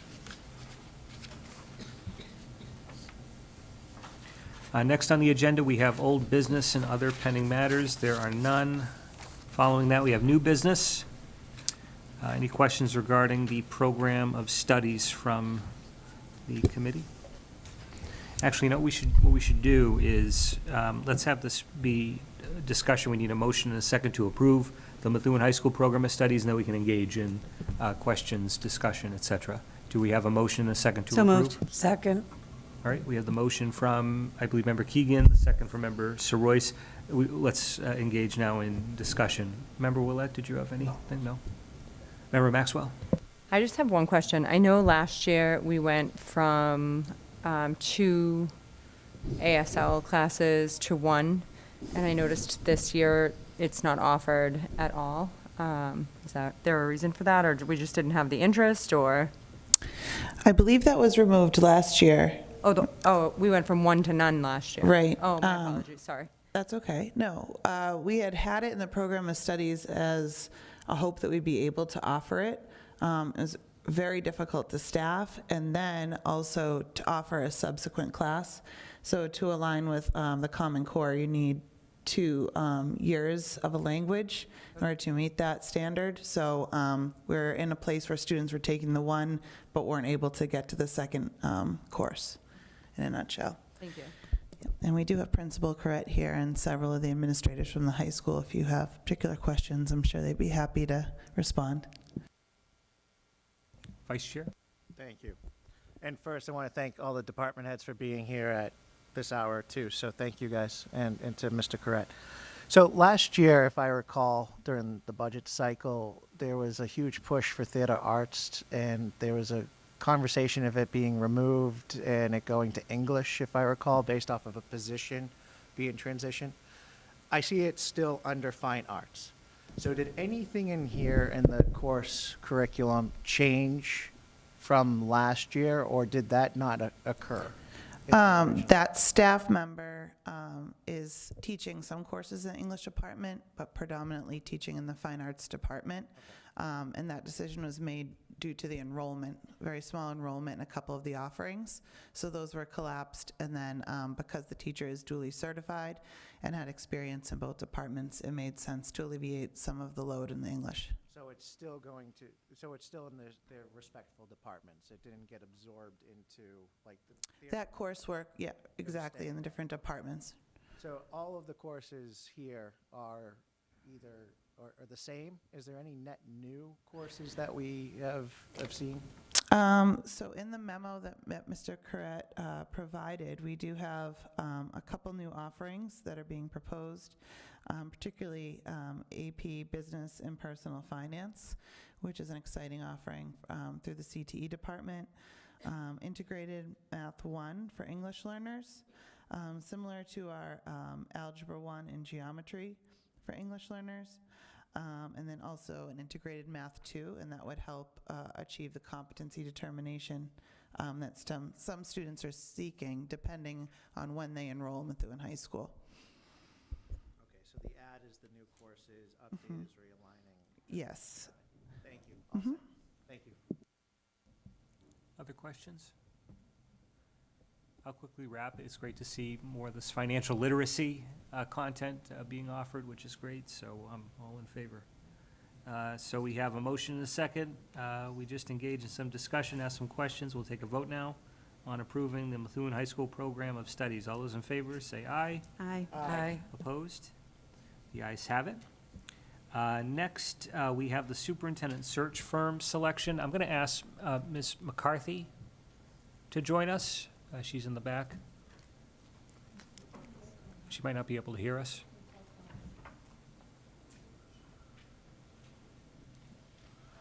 So what I'm going to ask is for a motion and a second to approve, and then we'll engage in discussion with Ms. McCarthy. Motion from Member Donovan. Do we have a second? Second. Second from Member Keegan. And this is about the superintendent search. I think there might be some elements of this process that are unfinished, and so if need be, depending on the direction we take, we could go ahead and vote in favor of this. If there are other questions or anything unsettled, we could always table, but I'll pass it off to Ms. McCarthy. So I compiled the scores that you all rated, the 3 companies that submitted the RFP, and they came out in the order of HYA received 198, Zeal received a score of 195, and NESDAQ received a score of 132. So your option at this point is to go with HYA, and we can open up the financial portion of the RFP, or where they were so close, HYA and Zeal, you can choose to interview those 2 companies. So it's whatever route you would like to go. That's how we will proceed. So this is something, a decision that I'm not able to make on my own as the chair. This is something for the body to decide. My inclination would be to proceed with the highest rated company, but I'll leave that to the body. That's something we have to decide collectively. Vice Chair? Thank you.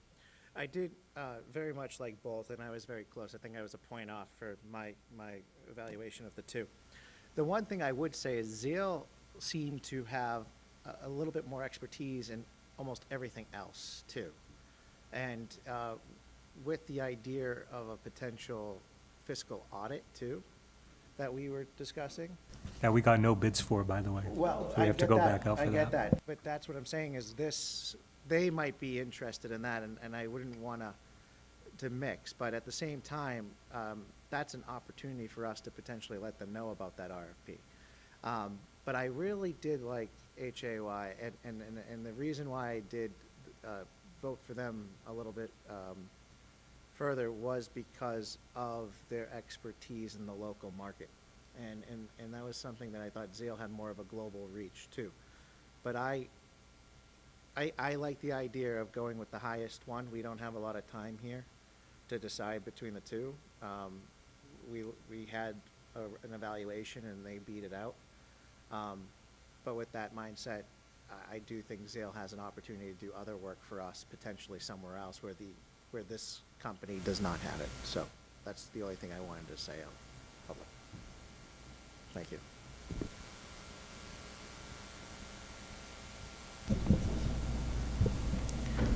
I would just like to say, I think I had a dead heat in my scoring between the Zeal and HYA.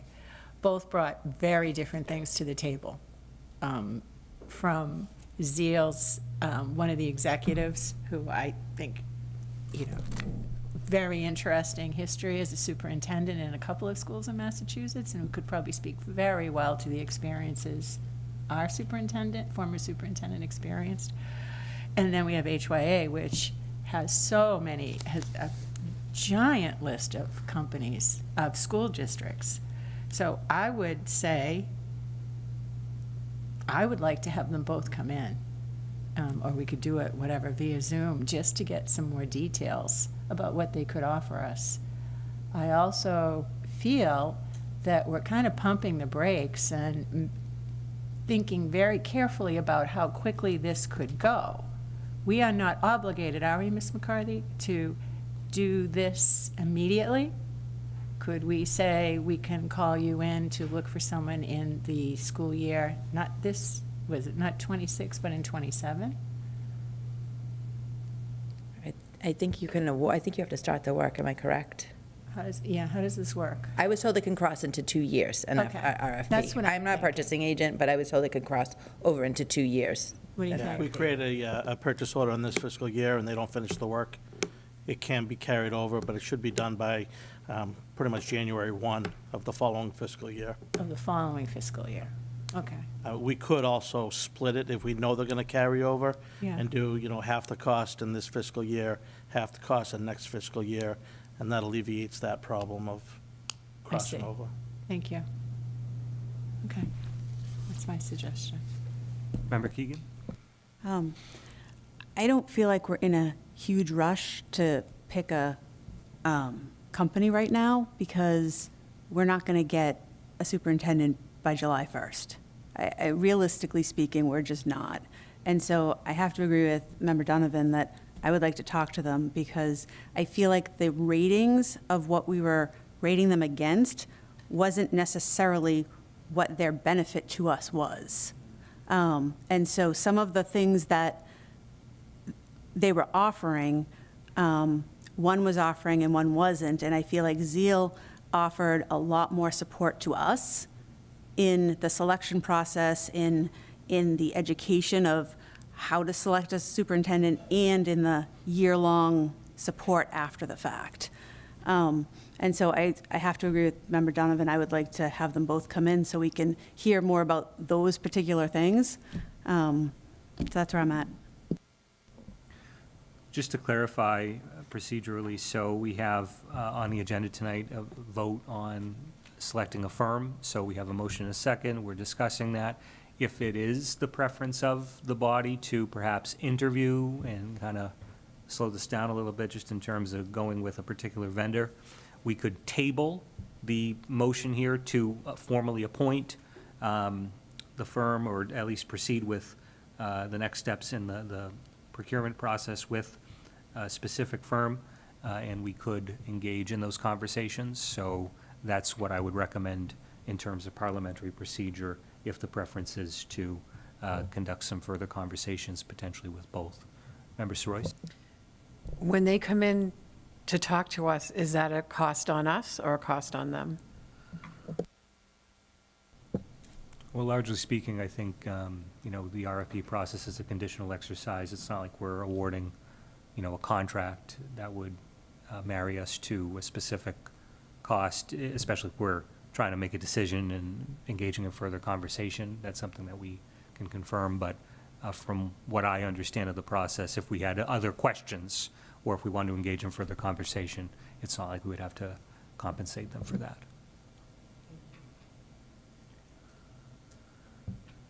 So if the preference is to perhaps engage in further conversation and talk with the two top firms, then we probably want a motion to table. Yeah, I just have one question before we do that. Sure. The RFP did not mention anything about interviews, correct? Is that gonna, It did, that's why we can bring them in. We are only allowed to open up the cost for the company that you've chosen. So that's why I didn't open that, where they were close. I figured I would. and to Ian's point about breaking the POs too, don't forget, there's gonna be a lot of marketing materials that need to be created between this point of the year, and then if we were to wait until after July 1st, that could be when we start executing the search. So there could be some prep time versus execution, I'm assuming we could do. I'll make it work. Okay. Whatever we got to do, we'll make it work. All right. So I'll motion to table unless there's any other comment. Second. So we have the motion to table from the vice chair. The second I heard from this corner. Member Donovan, yeah. All right, all those in favor of tabling so that we can talk with the two top vendors, say aye. Aye. Opposed? All right, the ayes have it, so that's been tabled. Next on the agenda, we have finance and operations. We have the expenditure report and the revolving funds report. Any questions? I just have one question on the revolving account. Before you do that, can I just talk about the general budget one? Sure. Next meeting, I'm going to probably be coming to you to ask to move some funds to cover plowing, the fixes at the marsh, as well as utilities are through the roof. So I'm just giving you the forewarning that I'll fine tune the finances, see what's available where. I may be asking for professional salaries that we haven't filled yet. Some of it be moved over to contracted services to cover those items. But I just want to give you the heads up. Thank you. Member Willett? I just have one on the revolving account. Oh, yeah, finish up and then we'll move Thank on to you. Member Willett. And I guess I can jump ahead to a little bit. I appreciate you sending the rates of all the facilities. Where would that fall in the revolving account? Facility rentals. Is that oh, okay, there it is. Okay, sorry. Yep. Cross-eyed, okay. I don't want to ask too many questions on the actual facility cost. Is there a way to break that up on where we received the fund, like? Yeah, it's going to take some time to pull the deposits out. I'll give you a month. Okay, thanks. Or more. That's fine. 4 weeks, does And that work? I know you're not asking the question right now, but the last meeting she asked about the revenue of, it was only 25, and now I believe it's 29. And we just got another check in for about 12 grand, so it's going up very quickly. So I did want to get back to you on that. Yeah, if we could just see where that is, because if the majority of it's the field house, and like, we only got the auditorium twice this year, I want to see that change a bit. And I think the 300, right, is using the auditorium for a concert coming up? Is that? Yeah, that's, the city's arranging for some concert, yes. Yes. And are they paying for that, or is that donated? Well, that would be the city, so, Thank you. I want to be a helping hand too, but I'm curious on how we're going to be. I'm not sure exactly if this was a fundraiser for the city. I don't know if it's a separate organization. I don't really know. I just know they're using the auditorium. I do know that Karen Lawler will come to me and say, what am I charging them, if anything? I don't I'd like to foresee be- us making a profit off the city. No, I'm not. But we shouldn't lose I'm money not either. But that was kind of a Yeah. question that I had on just that. But if we are using the auditorium for like that purpose, Mm-hmm. that's what it was meant for. So if we're only getting like 2 bookings a quarter, how do we beef that up? And I understand Yeah. students come first, but if it's sitting empty, I'd rather be able to try to promote it. Okay. I'll also see if we can share the calendar with you, so you can see how often it is used, Yeah. you know, in school, out of school. So- More out of school. I'm fine with the in-school, Yeah. but it's the out-of-school part that really, that was built to be like competitor to Andover. I know I sound like a broken record. but Correct. Arthur Nicholson, when we donated that back 10 years ago, we said we were going to use it for bookings, and I don't see a lot of events out of it from. You do have to understand that we have a theater program as well, so Yep. put on musicals, and they set up those sets, and they practice, and they rehearse, and while that's going on, you can't really have people coming in and clearing all that stuff out. Yeah. You know, so we'll look at the calendar. I mean, we try to get in as much as we can. A lot of times in June, the big dance time, we have, you know, weekends at a time. They'll come in Thursday, Friday, Saturday, Sunday. So that's a lot of the time that we get, but the school events aren't happening at that time. I Yep. get it. I get it. I mean, the Yep. big theaters book it out, and I can get that. I mean, I'm thinking of, like, the Collins Center books it out for 2 months because of their performing arts team in Andover is taking it. And then they have something lined up behind it. So it's just that mindset. It's a money revenue generator for us. And, you know, the costs are going up, you know, and I don't disagree, but you do have to understand, we have one part-time person who oversees the auditorium. Okay. So, one, schedules it, makes sure it's maintained, you know, does all the communication, actually comes in when we have rentals to oversee the kids we have kids who act as ushers and work the tech booth. We have one part-time staff member, so I don't know how the Collins Center works, but I'm willing to bet they have more than one part-time employee. it's also Andover, so, yeah. I don't know, though. I mean, maybe they don't. Thank you. We'll hear from Member Maxwell, then Member Keegan, and then Member Royce. A couple questions. So off of the second list that you sent me with the spaces, I don't know if that's what he's referring to, but the spaces that are rented, how many of those, or maybe we could talk about this after, but how many of those are donated time versus paid for time? I can go through that list with you. Okay. Typically, we don't donate a lot, as I just said with the city, we're not looking to make a profit, but we don't want to lose money either. Right. If it's a local organization, Methuen Youth Papuana. Basketball, Papuana, Yeah. whatever, usually we just ask them to cover the overtime of whoever we have to bring in. It's usually $50 is what we charge them per hour. So it's things like that. And those programs are the most of our rentals, right? I mean. There's a lot, yeah. Yeah, okay. Yeah. The other questions I had were for, and you may have answered this in the past, but the Unified Talents Ski Club, every school has their own ski club account. So what is this one for?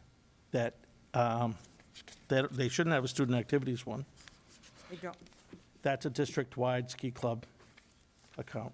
They pay into it for the busing, and then we cut a check out of there for the busing. no, maybe it's maybe I was thinking Maybe of bowling. thinking of bowling? I was Yeah, thinking of bowling. yeah. Sorry. No, that's all right. And then the other student activities, what is that fund for?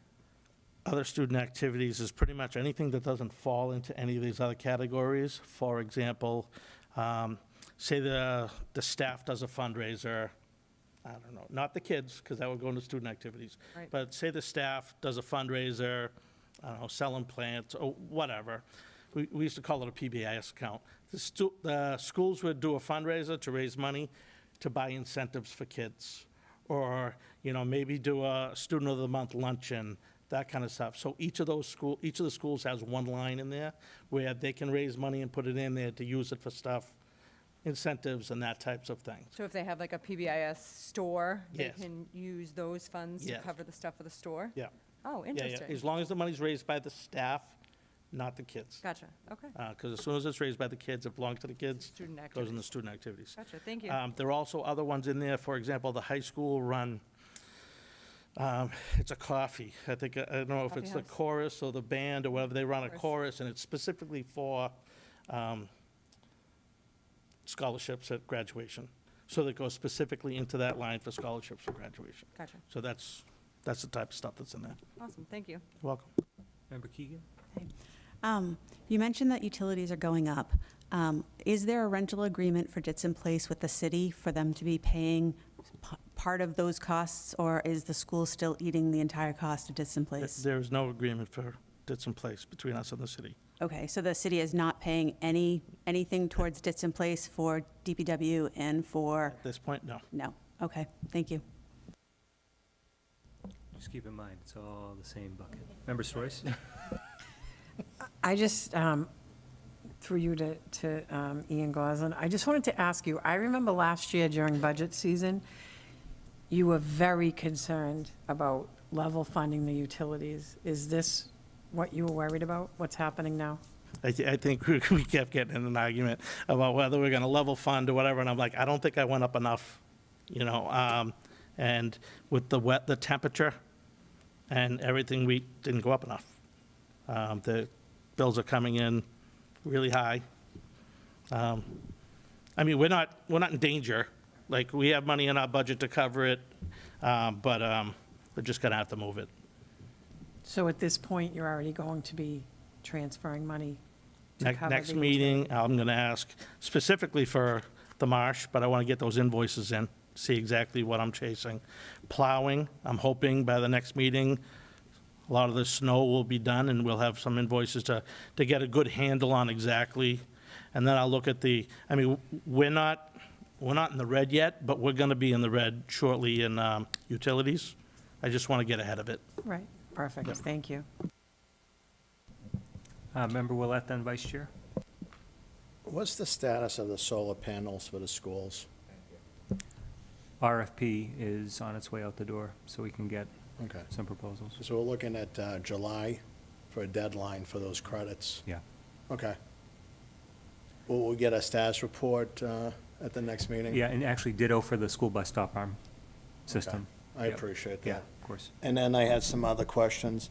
It might have been talked about in the past, Ian, please excuse me. The other student activities, what does that entail? Yeah. That's the PBIS, or positive behavior systems. Yeah, it's for buying incentives. Teachers can do fundraising in order to buy, rewards for kids, or for student of the month, that kind of stuff, as well as if money is specifically raised for scholarships, there's a line for scholarship. It has to be raised specifically for that by staff. So the only thing is, like, it escalated. And so I don't know if we should get a report, or if we're gonna start depleting some of these accounts. I mean, I'm like a broken record about our parking account, but also the other student activities. That's close to $200,000 now. So I'd like to start seeing that depleted. On the flip side, in terms of the circuit breaker, and this might be a loaded question, how are we on that? Because I'm very concerned about that going into the next fiscal year, because we usually have done a carryover. Yes, my goal is to do another carryover. Okay. This past year, we carried over about 6.2 Yeah. million, which was more than I anticipated, so I was happy with that. Right now, based on what I know we're spending out of circuit breaker, I expect to have at least $2 million remaining at the end of the year. Anything that we don't spend from vacant positions and stuff like that, we'll do the same thing we did last year and do the transfer of expense, leaving all, whatever remaining money. So my goal is to have, I'm not going to give you a number, but more than $2 million in there moving forward. Hopefully, we'll end closer to where we were this past year.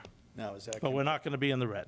No, okay. And now, is that comparable to, without the infusion, take aside the late Hail Mary pass of the infusion of money from the state, is that comparable to other fiscal years of having that amount? No, we're going to be a little light.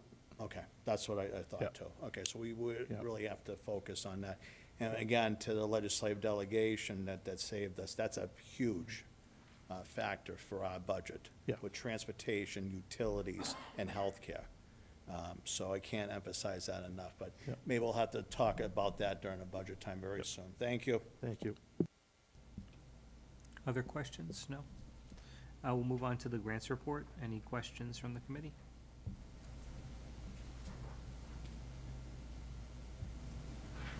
If not, we'll move on to the student activity reports. We were starting to cover that.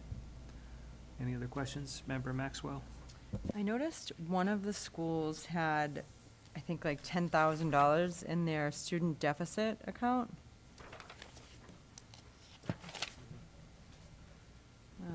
Let me look into exactly where that came from. I'm sorry, the Tenny. Yeah, the Tenny, I'm looking at it, yeah. I didn't know, I mean, is there, I don't want to say a rule, but is there some sort of, like, hey, you got a lot of money there, let's do something with it, you know? Yes. Yeah, Yes, I will okay. find, well, first of all, I'll find out where it all came from. Yeah. But it has to be spent on students. That's what I That- mean. yeah, yeah, Like, yeah. let's do So- a field trip or something. I don't. Over the past years, many administrators have wanted to use it for, to buy rugs for the classroom or buy, and I'm like, no, you can't. If the students aren't taking it home, if it's not a An party for enrichment them, if it's not an program. activity they're gonna do, then you can't spend the money on it, but, yeah. If they wanted like a subscription service, like if a teacher wanted a subscription service to like Scholastic's monthly magazines, would that work in that?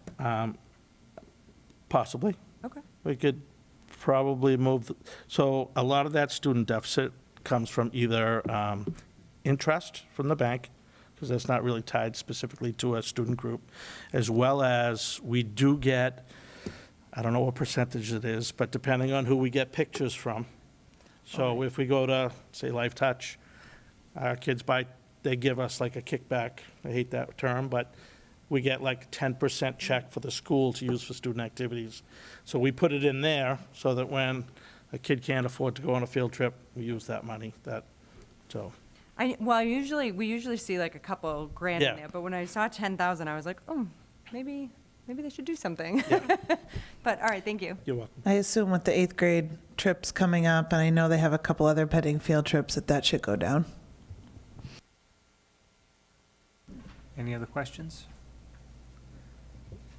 If not, we'll move on to the food services report. I just want to mention at the outset that I have not seen the cafeteria rec in my queue in Munis yet, so I'll follow up on that with the finance folks. Aside from that, I don't have any other updates, but any other questions? I have one question. Mary Maxwell? The January featured menu items, are those in the grammar schools too, or just the high school? I don't know. Okay. I will ask Mr. I mean, they Friday. sound great, cheeseburger, calzone, and. Yeah, I know the walking taco was in the grammar schools. Okay. Yeah. yeah. I'll see if it was everywhere or if there's, maybe you can tell us. He had his hands up, so. Okay. No, I don't have a comment about the lunch menu, but I was wondering about the cafeteria in general. I know Mr. Crett and Mr. Friday, they proposed that, like, the whole new makeover. I spoke to Mr. Crett about maybe having some student feedback into that. I was wondering if, like, is that still up to date, or is there maybe, like, a pause in it?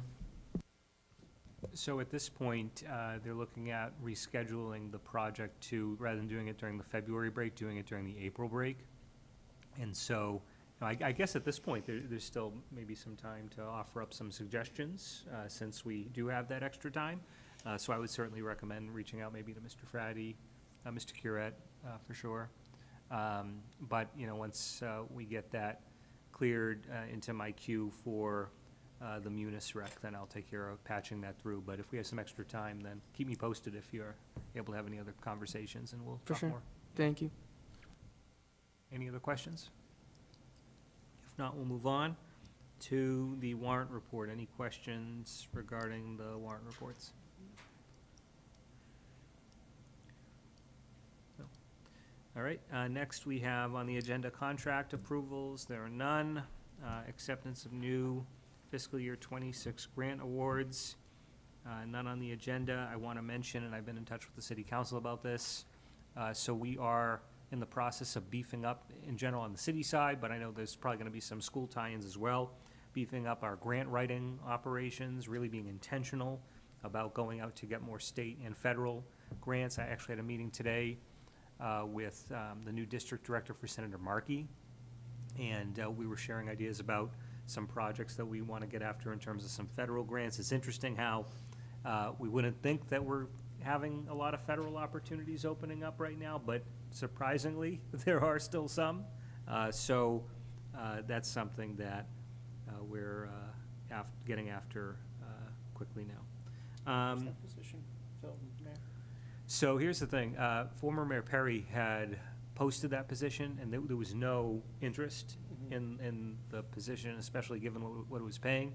So what we're doing now is we're going out to bid for state and federal grant writing services, but I also have a bid alternate in the works where we're going to go out for just a federal quote, because there are some folks in the area who we have some leads in terms of folks who might be able to help us with the state side grants. So that's something that I want to have confirmed before the city council in terms of contracts and the like leading up to the budget, because that's going to be an area that we're going to need to focus on in terms of helping to raise some revenue. Yes.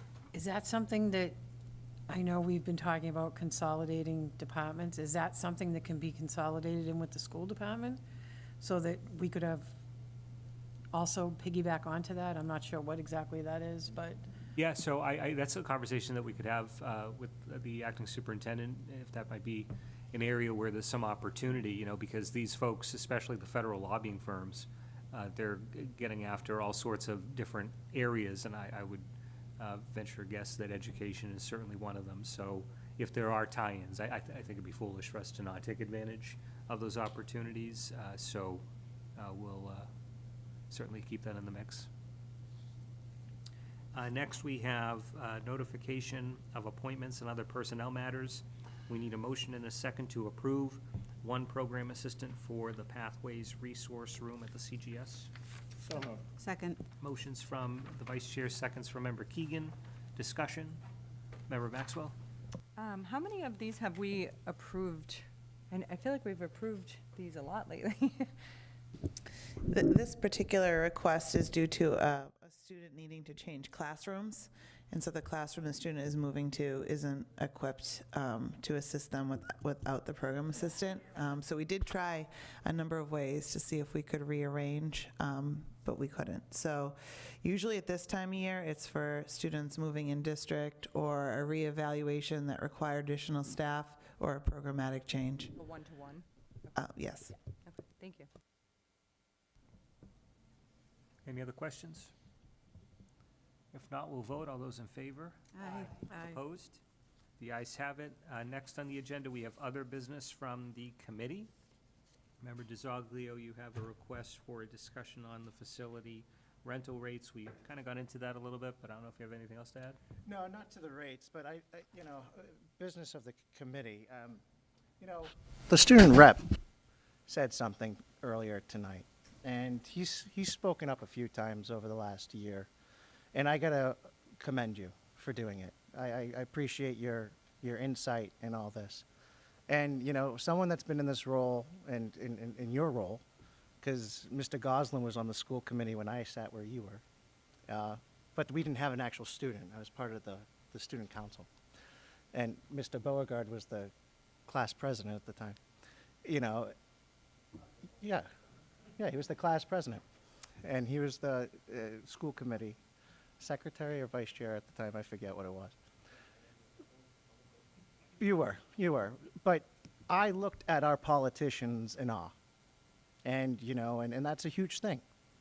And for 10 years, I've met a lot of great people in this role and in other roles. And the one thing about tonight's school committee is again, all our meetings together, we've been unanimous. And I think these meetings are becoming a lot better. I think we are actively working as a team. But the one thing is that we're only powerful, and I use that term powerful, we only have the ability to induce change when we're in a quorum. Outside of this room, our voice, our opinions do hold cloud. People look up to us like yourself and other members of the community. The one thing I will say is the way that things need to happen is you need to represent your community the way you would want your community to represent you.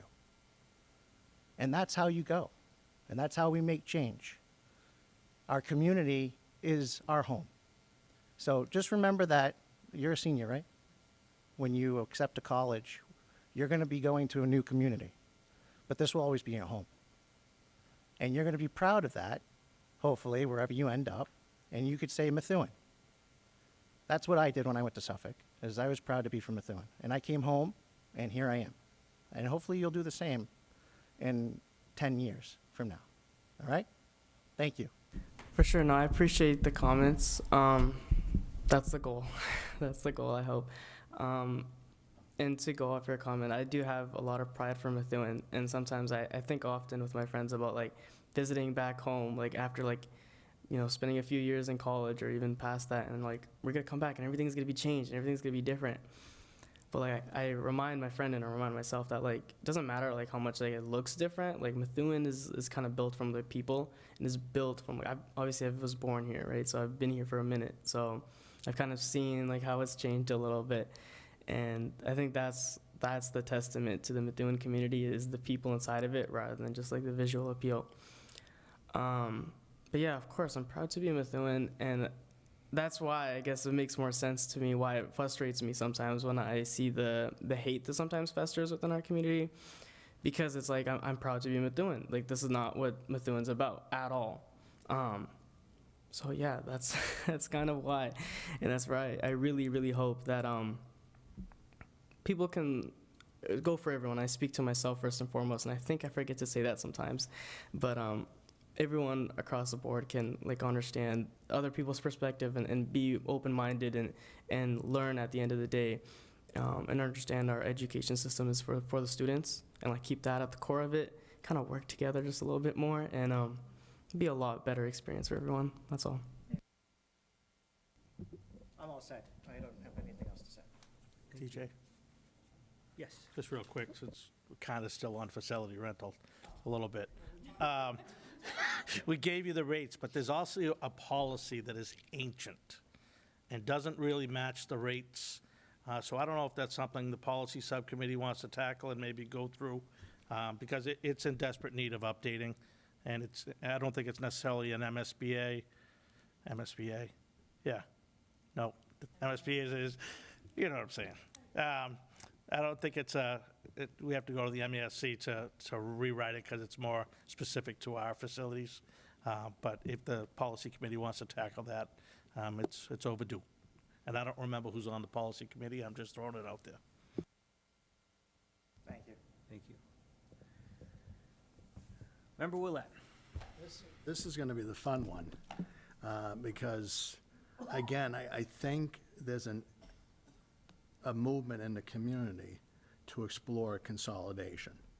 Now, we've had a legal battle, and I think that plane is landing. And I think the school committee will have the final determination that it was in the right. And that battle's been for the last 2 years. So I want to put that to bed. I also want to emphasize that I campaigned on a platform of consolidation, and I know the mayor yourself campaigned on a platform of consolidation. It was just the methodology of how we were going to approach it. So I want to emphasize again, probably for the 10,000th time, that I wasn't the reason for the impasse, but I'm also there to explore the possibility of consolidation. Now, I know I've had conversations with the vice chair, and I've listened to the input from the community, and I think the vehicle could be the Collins Center for Public Management, to do an independent analysis of our school system in ways that we could potentially have partnerships with the city. And that might entail consolidation. That might entail something similar to what we've had agreements with DPW and our work crew. Again, I'm very leery about city solicitor and legal services. I believe that the city solicitor was going on the wrong track in terms of his legal reasoning. I think the judge was in our favor regarding that the executive branch could not unilaterally impose its will in terms of consolidation. The city solicitor is still on the mindset that the city council and the charter commission could proceed with consolidation without the approval of the school committee in conjunction with the city council. I want to emphasize again, like I did last year, is that I have no adversarial problems with the city council. I don't have any adversarial problems with the mayor. I've had disagreements with him in the past. I've told him my concerns. I've given him friendly advice based on my years of experience.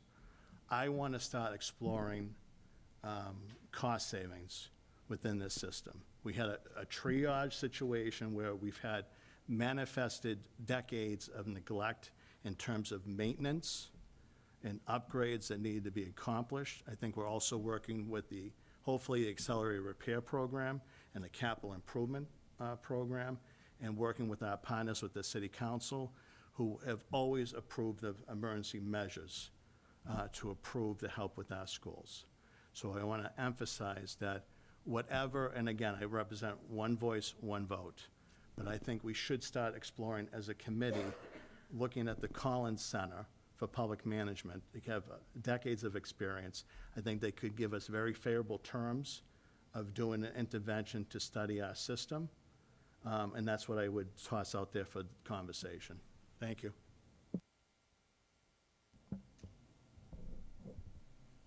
Is there anything else to add? Member Donovan? Just really quickly, I know that when we were invited, and I appreciated the invite to the Charter Commission, there was a lot of discussion. I think, Mr. Goslin, you brought up feasibility, a needs assessment, perhaps.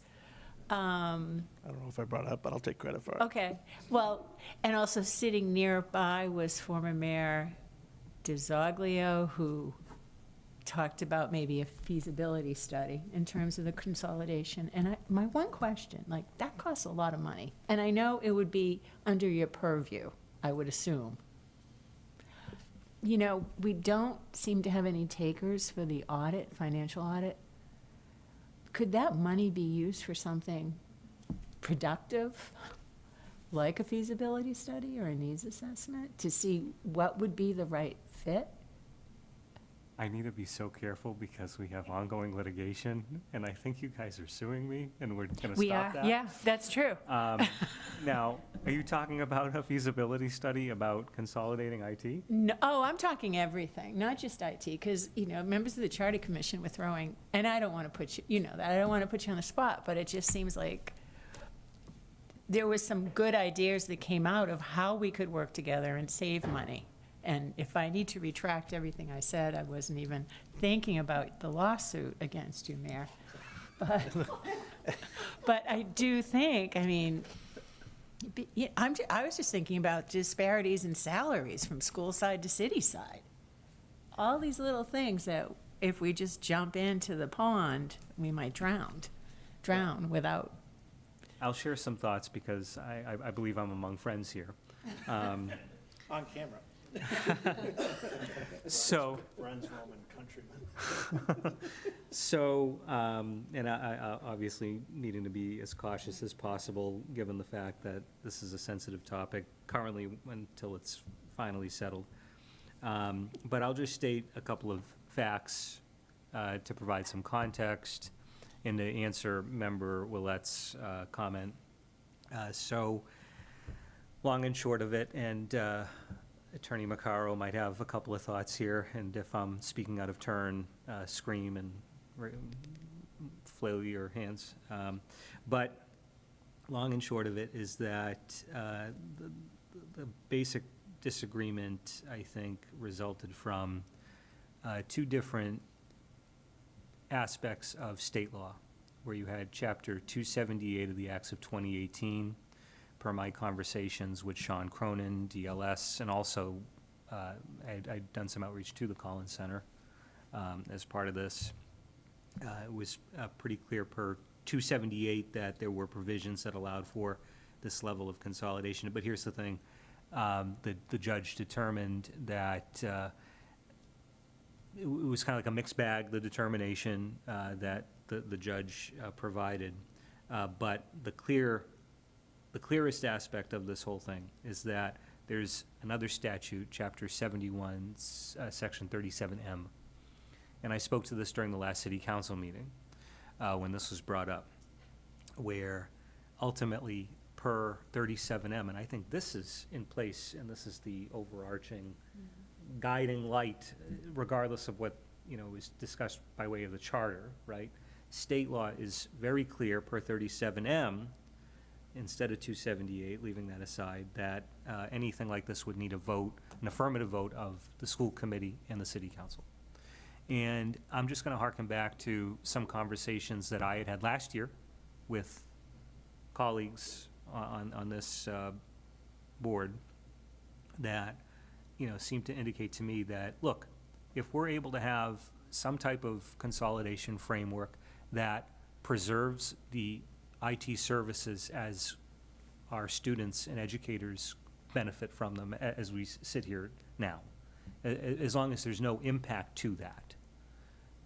If there is a demonstrable cost savings, I think there is a widespread openness to having this conversation on that basis, where as long as, you know, we're not messing with the Chromebooks, right? As long as we're not causing issues with you know, things from an ed tech standpoint, and as long as we can demonstrate a cost savings, this could be a possibility. In terms of what Member Willett is suggesting, you know, as I mentioned, I've had contact with the Collins Center in the past. I would recommend that this is something that we would go out to bid for, because there are other firms like McKinsey, et cetera, that specialize in this type of thing. That might be a possible option for us to look at. But I think, of course, we're trying to get this settled out of the legal system. And once, you know, we do that, obviously, as part of this ongoing effort to land that plane, my commitment is anything that we discuss going forward has to be in keeping with Chapter 71, Section 37M. And it would need to be something that would pass muster among the school committee, among the city council, in keeping with state law. I'm happy to engage in a discussion like this, if it's something where we can see a path forward for the school committee collectively to try to arrive at some type of agreement on what a framework would look like. I do think it is helpful to have, an outsider's point of view by way of management consulting firm taking a look at this, offering some ideas for us to consider. So long and short of it, a city councilor during last meeting asked me, if I would be open to this. I'm going to say this respectfully in response to any questions like that.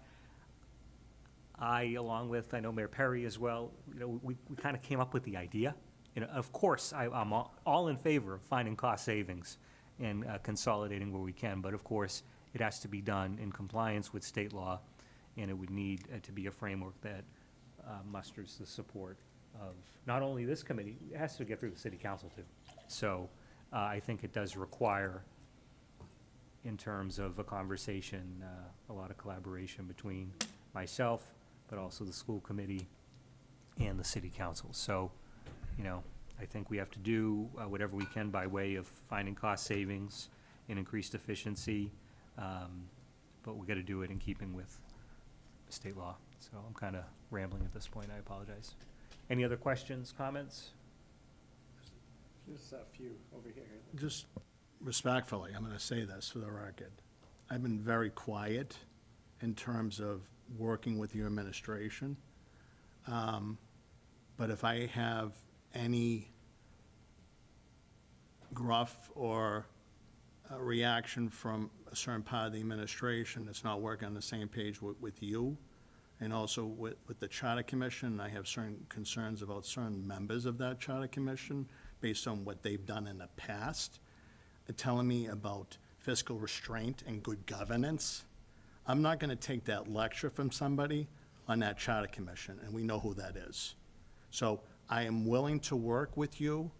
I have a feeling I'm going to piggyback from a movie. I said, I think there's a chance. I'm in favor of consolidation and cost savings. Now, you lead the ship of state in Methuen, and you're going to proceed with exploring either a feasibility study or having some type of vehicle for us to analyze cost-saving, consolidation, partnerships, and agreements, because I think, because you always mention the federal government, and you mentioned about the state, and mentioned about utilities, transportation, healthcare, and union contracts, right? We're already behind the 8 ball, and we need to do things internally. And I would think that either the former mayor or yourself would have done some type of cost-benefit analysis and said, you already determined what the savings were in terms of consolidation. I don't think you would have gone through a legal battle if you didn't have that material that was going to be presented to a judge to justify the legal battle. Now, I know there was some modification of that based on our conversation, and that happens. But I want to say, for the record, I don't want this to be a wasted effort. I don't want this just to be a political hot potato. I don't want this to be hot air. And I'm certainly not going to take any feedback from a member of the Charter Commission who caused many major problems for us in years past about fiscal restraint and good governance. I'm not going to tolerate that. So I will work with you, and I appreciate it. Thank you. I just had some happy things to talk about, so if everyone's all done with, and I get it, Ken, and my only input to what you were just talking about is, I think that all departments, school and city, have to feel like it's a consolidation and not a takeover. And I think that's where it's getting a little blurred, where people feel like, oh, well, this department is going to be taken over by that department or that department. I think a consolidation needs to be explained to people, and they need to understand that it's a group effort and not one department taking over another. And I think that's kind of what some of the issue is. I just wanted to say that I went to the science fair. I know we touched on it earlier. What a fabulous time I had. I am not a science geek, but you know what? I just might be now. I loved every minute of it. It was fantastic. The kids were great. They explained their projects. Their projects were phenomenal. And I toured the CGS, like I said, in the marsh this week with Member Maxwell and Vice Chair DeZoglio. I've also been to the Timony, and we haven't done the Tenny yet. Those media centers are incredible. Vanessa Guthrie from the high school deserves so many accolades for what she's done, not only stocking books, the decorations and what they've done in those media centers, it's just incredible. From what was there to what is there now, they're just fantastic. And I know they're looking for volunteers, so anyone that wants to volunteer, contact the school. And of course, the backpack program, if anyone's interested in donating to the backpack program, you can drop off your food donations at the library, at Branch Street, and we also have an Amazon that you can order from, and it'll be directly delivered to the Branch Street address. And thank you, Kim and Ed Quinn, for everything they do for that backpack program. They're out there shopping in the stores and filling the shelves, and they do a great job. That's my happiness. Thank you. Any other business from the committee? I just wanted a second. Oh, sorry. Oh, yes, I'm sorry. You know, before we proceed with that, let me circle back. We are missing one thing. And this is actually the request from Member Willett about the televising of subcommittee meetings. Yes. Feel free to chime in. Yeah, and I know the logistic of it is different than what the City Hall would be in terms of they get the community television to monitor, and we have our students doing it for credit. Something just to explore. Maybe we could have a report at the next meeting about the feasibility of doing it. Either have access to Zoom for people to just speak quickly and then be able to view the meeting, maybe have the meeting at the City Hall with the City Council chamber.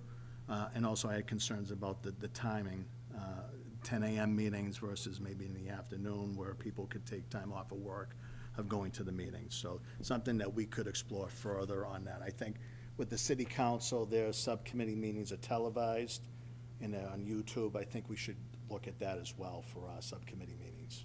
Just food for thought. Thank you. Vice Chair? I just want to add, I think MCS is open to all usage too. So even if we couldn't use the students, MCS is free public access, and if we wanted to film there, I don't see why that would be a problem. So if that's the way that all the committees want to work, or put a policy together that puts that into place. The only issue is the Zoom is a law until May, unless they renew it. And that was due to COVID. So if that goes away, then it has to be in person. It can't be teleconference. But I don't see that going away. Yeah, I think former Mayor Dennis DeZoglio, he wanted to have the meetings at City Hall, and it was more of a convenience for him, and we agreed to it, and we wanted to work in partnership with him. And I think because there was credit for the kids, the students, for the broadcasting credit, that the logistics of it might not be able to do it. But if we had volunteers from Methuen Community Television to do the subcommittee meetings, maybe at City Hall in the City Council chamber, and get permission from them, that might be something that we should explore. But that's just tossing it out there. The Zoom thing, yeah, that had to be, it was contingent upon renewal. Yeah. Thank you.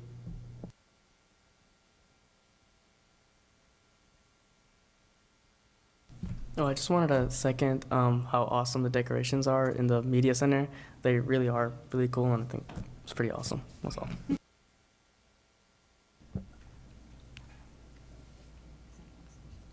Anything else? Okay. So at this point, we're going to enter executive session pursuant to Massachusetts General Laws, Chapter 38, Section 21A3, to discuss strategy with respect to collective bargaining or litigation if an open meeting may have a detrimental effect on the bargaining or litigating position of the public body, and the chair so declares. This is regarding custodian negotiations. And then also executive session pursuant to Mass General Laws, Chapter 30A, excuse me, Section 21A4, to discuss the deployment of security personnel or devices or strategies with respect thereto. After the executive session, we will not reconvene in the open session, so with the vote to enter executive session, that will conclude the open portion of our meeting tonight. So at this point, what I'll do is I will take a roll call vote to enter executive session. Yes. Yes. Yes. Yes. Yes. Yes. Time is 8:30, and we are entering executive session.